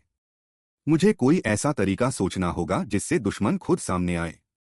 दूसरी ओर रेड डेमन स्क्वाड के भीतर ली शियू ने भी नहीं सोचा था कि मैं ग्रेड हत्यारे को मार गिराऊंगा। उसने पता लगा लिया है कि मैं सीमा परीक्षण बॉर्डर टेस्ट में भाग लेने जा रहा हूं। तब उसे खत्म करने का मौका जरूर मिलेगा, है ना? टायरो, जो उसके सामने एक कंटेनर में था, वहां एक आकृति थी। वह व्यक्ति एक ग्रेड अवेकनर था। ली शियू उसके शरीर में सुपर सीरम इंजेक्ट करना चाहता था ताकि टायरो सुपर टायरो बन जाए। जैसे ही इंजेक्शन शुरू हुआ, टायरो की बाहों की नसें उभर आईं। यहां तक कि एक ग्रेड अवेकनर के लिए भी इस दर्द को सहना मुश्किल था। जैसे ही इंजेक्शन 50% तक पहुंचा, टायरो का शरीर ओवरलोड हो गया।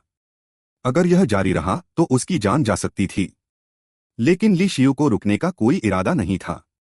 जब इंजेक्शन 90% तक पहुंचा, तब एक दृढ़ इच्छाशक्ति वाले ग्रेड अवेकनर ने भी दर्द के मारे चीखना शुरू कर दिया। जैसे ही इंजेक्शन 100% पूरा हुआ, मशीन पर टायरो की धड़कन रुक गई। लेकिन ली शियू ऐसा नहीं सोचता था। वाकई अगले ही पल टायरो का हाथ हिला। फिर उसने एक घूंसे से कंटेनर का कांच तोड़ दिया। इस तरह सुपर सीरम टायरो का जन्म हुआ। दूसरी ओर अब मुझे एक चीज की पुष्टि करने की जरूरत है। मैंने एक लकड़ी की छड़ी ली और अपने शरीर पर ठोंका। तभी मेरे शरीर पर एक कवच की छाया, आर्मोर फैंटोम, दिखाई दी। वाकई सुरक्षा कवच वास्तविकता में प्रकट नहीं होते। जहां तक हथियारों की बात है, उन्हें किसी अन्य वस्तु के साथ जोड़ा जा सकता है। तभी सिस्टम का नोटिफिकेशन आया। क्या आप जजमेंट ब्लेड ऑफ जजमेंट को ओवरलॉर्ड की पहचान वाले हथियार से जोड़ना चाहते हैं? पुष्टि कंफर्म चुनने के बाद जजमेंट ब्लेड धीरे धीरे गायब होने लगा। अगले ही पल जजमेंट ब्लेड उस लकड़ी की टहनी से जुड़ गया। इस तरह मैं अपनी विशाल तलवार को हमेशा अपने साथ रख सकता था। फिर मैं दोबारा पैंथियन में गया। इस बार मुझे अपनी फ्लेम ग्रेट स्वॉर्ड वापस लेनी थी। मेरे सामने आग का एक रेगिस्तान दिखाई दिया। यह 15 स्वामियों में से एक यम का क्षेत्र था। मैंने नहीं सोचा था कि एक दिन मैं यहां कदम रखूंगा। जल्द ही मेरे सामने कुछ वेयरवुल्व्स आए और इस बार का मिशन था 2 घंटे के भीतर 1000 ऑर्टल सेवकों के सोल स्टोन इकट्ठा करना। इनाम 500 अटैक पॉइंट्स और फ्लेम ग्रेट स्वॉर्ड का 50% वास्तविकता में प्रकटीकरण। मैंने नहीं सोचा था कि मैं इसे ऐसी जगह पर पहले इस्तेमाल करूंगा। फिर मैंने अपनी हथेली काटी और सोल प्रिजन को बुलाया। अगले ही पल एक वेयरवुल्फ एक बड़ी तलवार लेकर हानसोंग के सामने आया। मेरी आंखें क्रूर थीं। क्या हुआ? क्या तुम्हें भूख लगी है? मेरे पास कुत्तों का खाना नहीं है। उसी समय वेयरवुल्फ ने अपनी तलवार घुमाई और जोर से दहाड़ा। मैंने अपनी आंखें सिकोड़ी और तुरंत उस पर हमला कर दिया। हाथ को हल्का सा घुमाया और बिजली की गति से वेयरवुल्फ के शरीर पर कई वार किए। वेयरवुल्फ बिल्कुल भी तैयार नहीं था और पल भर में उसकी लड़ने की क्षमता खत्म हो गई। मेरे सामने अब एक निडर छोटा वेयरवुल्फ किंग था, लेकिन इससे पहले कि वह हिल पाता, मेरी फेंकी हुई तलवार ने उसके शरीर को चीर दिया। वेयरवुल्फ के चेहरे पर अविश्वास था। उसे समझ ही नहीं आया कि वह कैसे हार गया। सू एक मेरी लंबी तलवार हवा में उड़ी। सू सू सू एक दर्जन से अधिक तलवारों की छायाएं निकलीं और सभी वेयरवुल्फ के शरीर पर सटीक लगीं। सिस्टम इंटरफेस दिखाई दिया। मेरे पास अब 33 अनडेड सैनिक अनडेड सोल्जर्स थे। मैं फुर्ती से हटा और अपनी लंबी तलवार को पकड़ लिया। मैंने सामने मौजूद वेयरवुल्फ को घूरकर देखा। अब असली खेल शुरू होने वाला था। मैं अचानक मुस्कुराया और अनडेड सैनिकों को बुलाया। उसी समय 3 और वेयरवुल्फ अपनी बड़ी तलवारें लहराते हुए मेरी ओर झपटे। इससे पहले कि मैं हमला करता, एक विशाल हाथ ने वेयरवुल्फ के चेहरे को जोर से दबाया। यह मेरा अभी बुलाया गया अनडेड वेयरवुल्फ था। चाहे शरीर हो या ताकत, वह मूल वेयरवुल्फ से दोगुना शक्तिशाली था। इसके तुरंत बाद वेयरवुल्फ के पीछे जमीन से कई अनडेड वेयरवुल्फ रेंगते हुए बाहर निकले। एक धमाके के साथ अनडेड वेयरवुल्फ ने वेयरवुल्फ का सिर कुचल दिया। बाकी वेयरवुल्फ्स ने यह देखा तो वे दंग रह गए। सिर्फ उस एक हमले से उन्हें आसानी से हराया जा सकता था। जमीन से और भी ज्यादा वेयरवुल्फ बाहर निकलने लगे। मैंने धीरे से 4 शब्द कहे, हमला करो, अटैक। सभी अनडेड वेयरवुल्फ ने आदेश सुनते ही तुरंत हमला बोल दिया। एक पल में दोनों सेनाएं आपस में भिड़ गईं और कोई भी पीछे हटने को तैयार नहीं था। मैंने धीरे से धुएं की 2 सांसें छोड़ी। ऐसा लगता है कि अब मुझे आगे कुछ करने की जरूरत नहीं है। 10 मिनट बाद मेरी नेक्रोमैंसर वेयरवुल्फ सेना, नेक्रोमैंसर वेयरवुल्फ आर्मी पूरी तरह से हावी हो चुकी थी। सिस्टम इंटरफेस पर अचानक लक्ष्य soul stone, target soul stones दिखाई दिए। 12 नग इकट्ठा करें। मैंने देखा कि केवल 12 ही थे। मैंने अपने शरीर को थोड़ा स्ट्रेच किया। अगर ये सब नेक्रोमैंसर वेयरवुल्फ्स को सौंप दिया गया तो प्रगति बहुत धीमी होगी।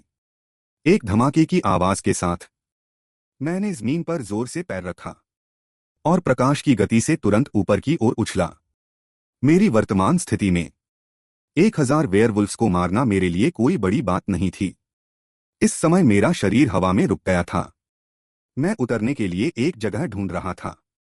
नीचे वेयरवुल्फ्स की भारी भीड़ को देखकर मैंने एक फैसला किया। मैं इन वेयरवुल्फ्स को एक सरप्राइज दूंगा। एक जोरदार धमाके के साथ मैं सीधे हवा को चीरते हुए आगे बढ़ा। मेरा पूरा शरीर अब बेकाबू था और मैं उत्तेजना से भर गया था। युद्ध के मैदान में एक वेयरवुल्फ ने अपना सिर उठाया। हवा में मुझे देखकर वह दंग रह गया, क्योंकि उनके ऊपर एक विशाल आग का गोला दिखाई दिया जो सीधे नीचे गिर रहा था। मेरे उतरते ही मेरे केंद्र से 2 किलोमीटर के दायरे में सब कुछ मेरे हमले की सीमा में था। सभी वेयरवुल्फ्स पल भर में मेरे हमले से राख हो गए। दूसरी ओर सोल टीम बिल्डिंग के अंदर एक महिला अपना अंतिम परीक्षण पूरा कर रही थी। पास ही सोल टीम के मेयर ने देखा कि उस महिला की प्रतिभा बहुत अच्छी थी। उन्होंने कमांडर से पूछा कि वे क्या सोचते हैं।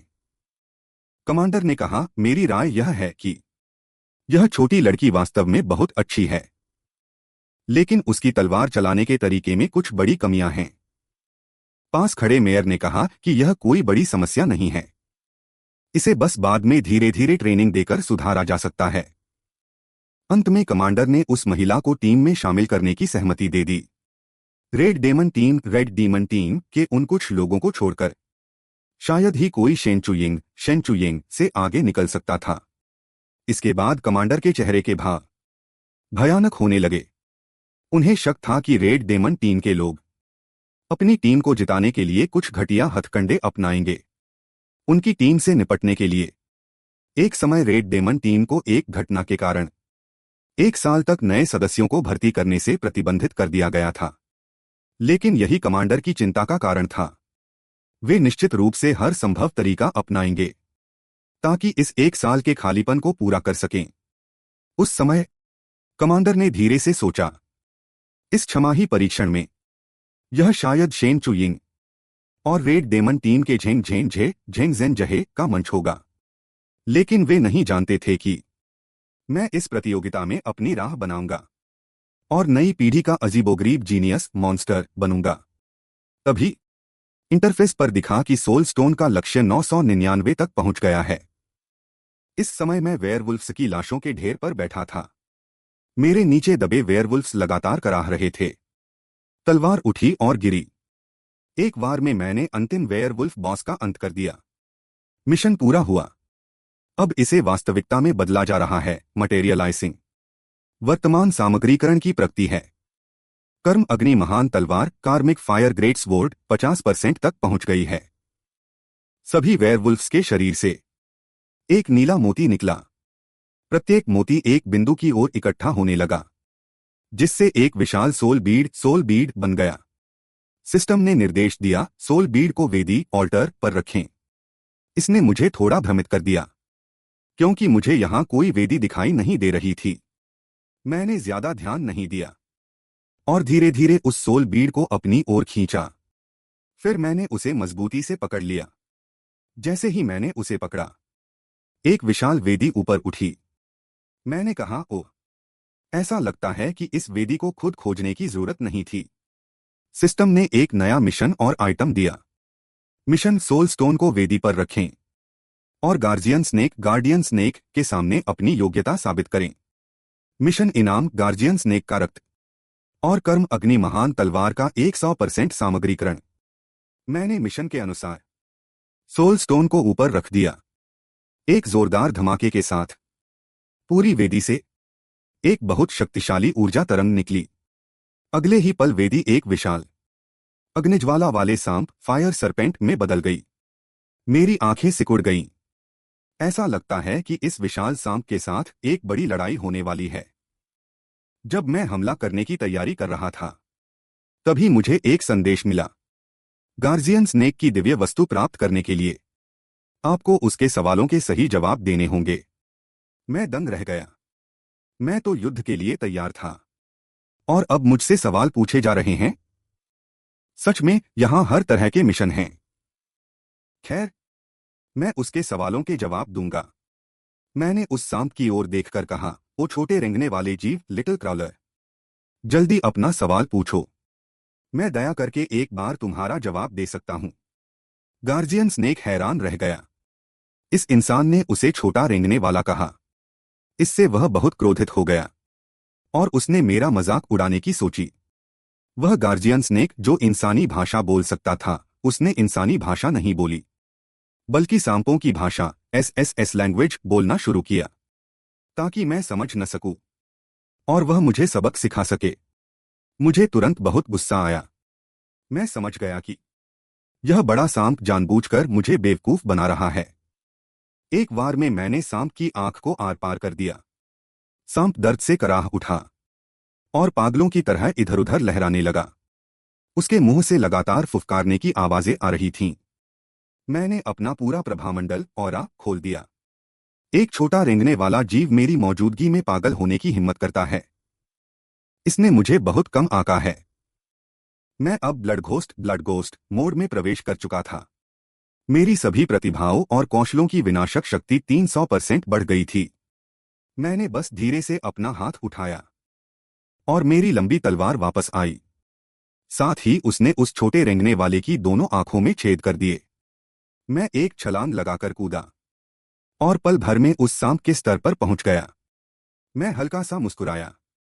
जब बाघ शांत रहता है, तो क्या तुम मुझे वास्तव में एक बीमार बिल्ली समझते हो? अगर तुम्हें मरना इतना ही पसंद है, तो मैं तुम्हें तुम्हारी मंजिल तक पहुंचा देता हूं। मेरी आंखों में हत्या की चमक थी। सभी प्रतिभाएं और कौशल पूरी तरह सक्रिय थे।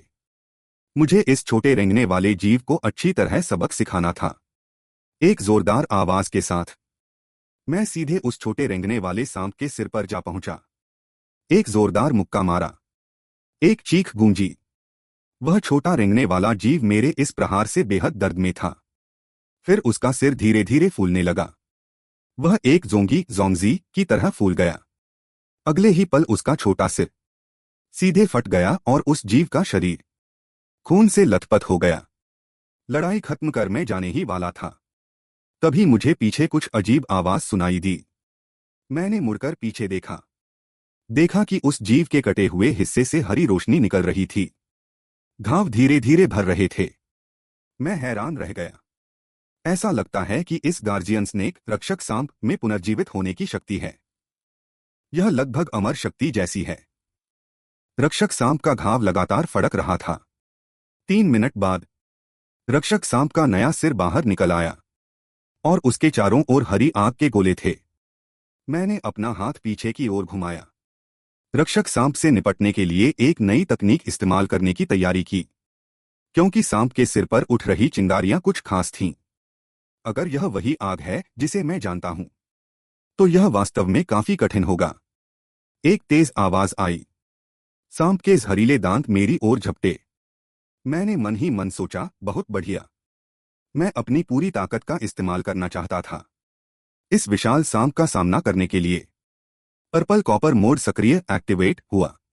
अब आ जाओ, मुझे अपनी असली ताकत दिखाओ। एक पल में रक्षक सांप हिलने लगा। मैंने उसके मुंह में नीली रोशनी की असामान्यता को तुरंत पकड़ लिया। अगर इसका वार लग गया तो यह मजाक नहीं होगा। अचानक मुझे यह नीली आग जानी पहचानी लगी। ऐसा लगा जैसे मैंने नरक हेल में यह आग देखी थी। अपने अंदाजे को सही साबित करने के लिए मैं तुरंत रक्षक सांप के बड़े मुंह के अंदर टेलीपोर्ट हो गया। मैंने अपने दोनों हाथों से जोर से धक्का दिया, जिससे मैं नीली आग की गर्मी को और स्पष्ट रूप से महसूस कर सका। यह छोटा जीव काफी आक्रामक है। भाई, मजाक मत करो। हम अभी लड़ रहे हैं। कृपया थोड़ा गंभीर हो जाओ। जब मैंने उस नीली आग को छुआ तो मैं और अधिक निश्चित हो गया, और मैं थोड़ा खुश भी हुआ, क्योंकि यह पौराणिक पुनर्जन्म की अग्नि, फायर ऑफ रिजनरेशन थी। वह चीज जो मैं कभी चाहता था लेकिन मुझे नहीं मिली, वह यहां सामने थी। अगले ही पल मेरा शरीर उस जीव द्वारा निगल लिया गया। रक्षक सांप ने अपना शरीर लपेट लिया। ऐसा लगा जैसे उसे यकीन हो गया कि उसने जीत हासिल कर ली है। अचानक उसकी पुतलियां फैल गईं। उसे अपने पेट के अंदर एक तीव्र दर्द महसूस हुआ। वह छटपटाने लगा। वह बेताब था कि मुझे अपने शरीर से बाहर उगल दे। एक तेज आवाज के साथ मैं जमीन पर आ गिरा। इस समय मेरे हाथ में एक लंबी तलवार थी। मैंने तलवार को जमीन में गाड़ दिया। यह वही तलवार है जो मैंने अभी रक्षक सांप के पेट से निकाली थी। यह चीज इस बिना हाथ पैर वाले जीव के पास होना बहुत बड़ी बर्बादी थी। सिस्टम इंटरफेस दिखा। कार्मा फायर ग्रेटस्वॉर्ड प्राप्त हुई। चूंकि वर्तमान पेट्रिफिकेशन पत्थर बनने की प्रगति केवल 50% है, इसलिए इस हथियार की पूरी शक्ति का उपयोग नहीं किया जा सकता। मैं धीरे से मुस्कुराया। अब इस बिना पवित्र अग्नि वाले जीव से निपटना बहुत आसान है।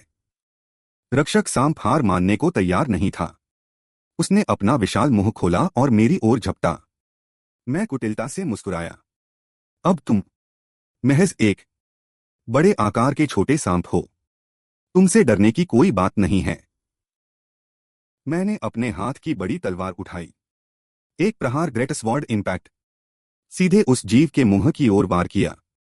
विशाल ऊर्जा सीधे रक्षक सांप के शरीर में समा गई। वार करने के साथ साथ मैं तेजी से आगे बढ़ा और उसके शरीर को 2 हिस्सों में काट दिया। मैं हल्के से मुस्कुराया। इतनी सी ताकत, यह तो मेरे दांतों के बीच फंसने लायक भी नहीं है। सिस्टम इंटरफेस दिखा। मिशन पूरा हुआ।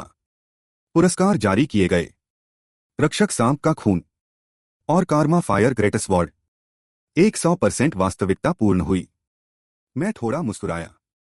मैंने कार्मा फायर ग्रेटस्वॉर्ड को बाहर निकालने की कोशिश की, लेकिन पाया कि वह हिल भी नहीं रही है। पता चला कि तलवार मेरी परीक्षा ले रही थी, यह पुष्टि करने के लिए कि क्या मैं इसे रखने के योग्य हूं। मैंने उस तलवार को देखा। लगता है इसका मिजाज भी काफी जिद्दी है। सिस्टम संकेत। प्रथम चरण की परीक्षा शुरू हो गई है।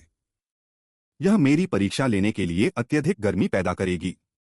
पास होने के लिए 240 घंटों तक इसे सहना होगा। एक पल में मेरे चारों ओर कार्मा फायर ग्रेटस्वॉर्ड से निकलने वाली आग ने मुझे घेर लिया। अनंत जलन मेरे शरीर में फैल गई। इससे मेरी जान को खतरा नहीं था, लेकिन यह असहनीय दर्द मेरे साथ रहेगा। मेरे हाथों से झुलसने की आवाजें आने लगीं। मुझे थोड़ा गुस्सा आया, क्योंकि मुझे लगा कि मुझे यह दर्द सहने की जरूरत नहीं है, क्योंकि मैं कभी इस तलवार का मालिक था। शेष समय 239 घंटे 54 मिनट। मैंने शांति से कहा, यमराज यम, जब तक मैं तुमसे तमीज से बात कर रहा हूं, इस बकवास उल्टी गिनती काउंटडाउन को हटाओ, इससे पहले कि मैं तुम्हें मलबे में बदल दूं। बेहतर होगा कि तुम समझदारी दिखाओ। अगले ही पल वह बकवास उल्टी गिनती शून्य हो गई। मैंने परीक्षा को 1 सेकंड में पार कर लिया। तब कार्मा फायर ग्रेटस्वॉर्ड बोलने लगी। उसने मुझे सम्राट मोनार्क कहकर पुकारा। वह मुझसे बार बार माफी मांगने लगी। उसने कहा कि उसने सम्राट की आवाज सुनी। तभी उसे होश आया। उसने मुझसे क्षमा मांगी। मेरी आंखें धुंधली हो गईं।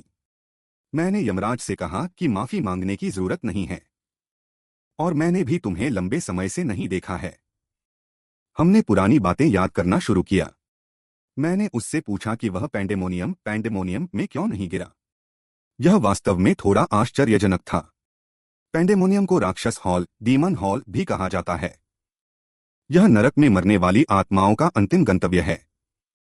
वह एक अनंत अंधकारमय दुनिया है, जैसे समुद्र की गहरी गहराई। यह कई आत्माओं के लिए एक दुःस्वप्न है। तभी सिस्टम इंटरफेस। पैंडेमोनियम में मौजूद राक्षसी जीव विलाप करते हुए आंसू बहाने लगे। वे प्रार्थना कर रहे थे कि मैं उन्हें वहां से निकाल लूं। कार्मा फायर ग्रेटस्वॉर्ड ने आगे कहा, जिस क्षण मैंने वास्तविक दुनिया में लौटने का फैसला किया, वह चुपचाप अपनी प्रतीक्षा कर रहा था, समय की लहरों में गायब होने की। मुझे थोड़ा गुस्सा आया। यह तलवार मेरे प्रति कुछ नाराजगी रखती प्रतीत होती है। अरे, इसका स्वभाव तो वाकई बहुत जिद्दी है। फ्लेम ग्रेटस्वॉर्ड ने देखा कि मैं खुश नहीं हूं, तो उसने तुरंत माफी मांगी। उसने कहा कि उसकी यह नाराजगी मेरे जाने के बाद हुई कुछ घटनाओं के कारण थी। यह विशेष रूप से मेरे खिलाफ नहीं थी। इससे मैं थोड़ा उलझन में पड़ गया। मेरे जाने के बाद ऐसा क्या हो सकता था? मेरे जाने के बाद एक दिन अज्ञात विदेशी दुश्मनों के एक समूह ने आयामी सीमा डायमेंशनल बाउंड्री को तोड़ दिया, और वे नरक में प्रकट हुए। नरक में बाहरी दुश्मनों के आने के बाद वहां के राक्षस आश्चर्यजनक रूप से एकजुट हो गए। लेकिन राक्षस चाहे कितने भी एकजुट क्यों न रहे हों, वे फिर भी मामूली स्तर के स्मॉल फ्राई थे। वे विदेशी दुश्मनों का मुकाबला बिल्कुल नहीं कर पाए। अंततः मेरी अनुपस्थिति का लाभ उठाते हुए उन्होंने नरक के पूरे समय और स्थान को सील कर दिया। उन्होंने राक्षसों को खदेड़कर पंडिमानिनन के नरक में भेज दिया, और वह तलवार सिर्फ बेप्सी से यह सब होते हुए देख सकती थी। और अंत में उसे रक्षक सांप ने अपने पेट में निगल लिया। वह लंबे समय तक उस विशाल सांप के पेट में रहा, जिससे उसकी अपनी चेतना लगभग समाप्त हो गई थी। मैंने यमराज किंग यम को जमीन से बाहर खींच लिया और उन्हें मेरे साथ लड़ाई में सहायता करने के लिए आमंत्रित किया। यह सुनकर यमराज स्वाभाविक रूप से बहुत खुश हुए। मेरा अधीनस्थ बनना उनके लिए सम्मान की बात थी। चिन्ह ला विंडीसीए अंगहवाए।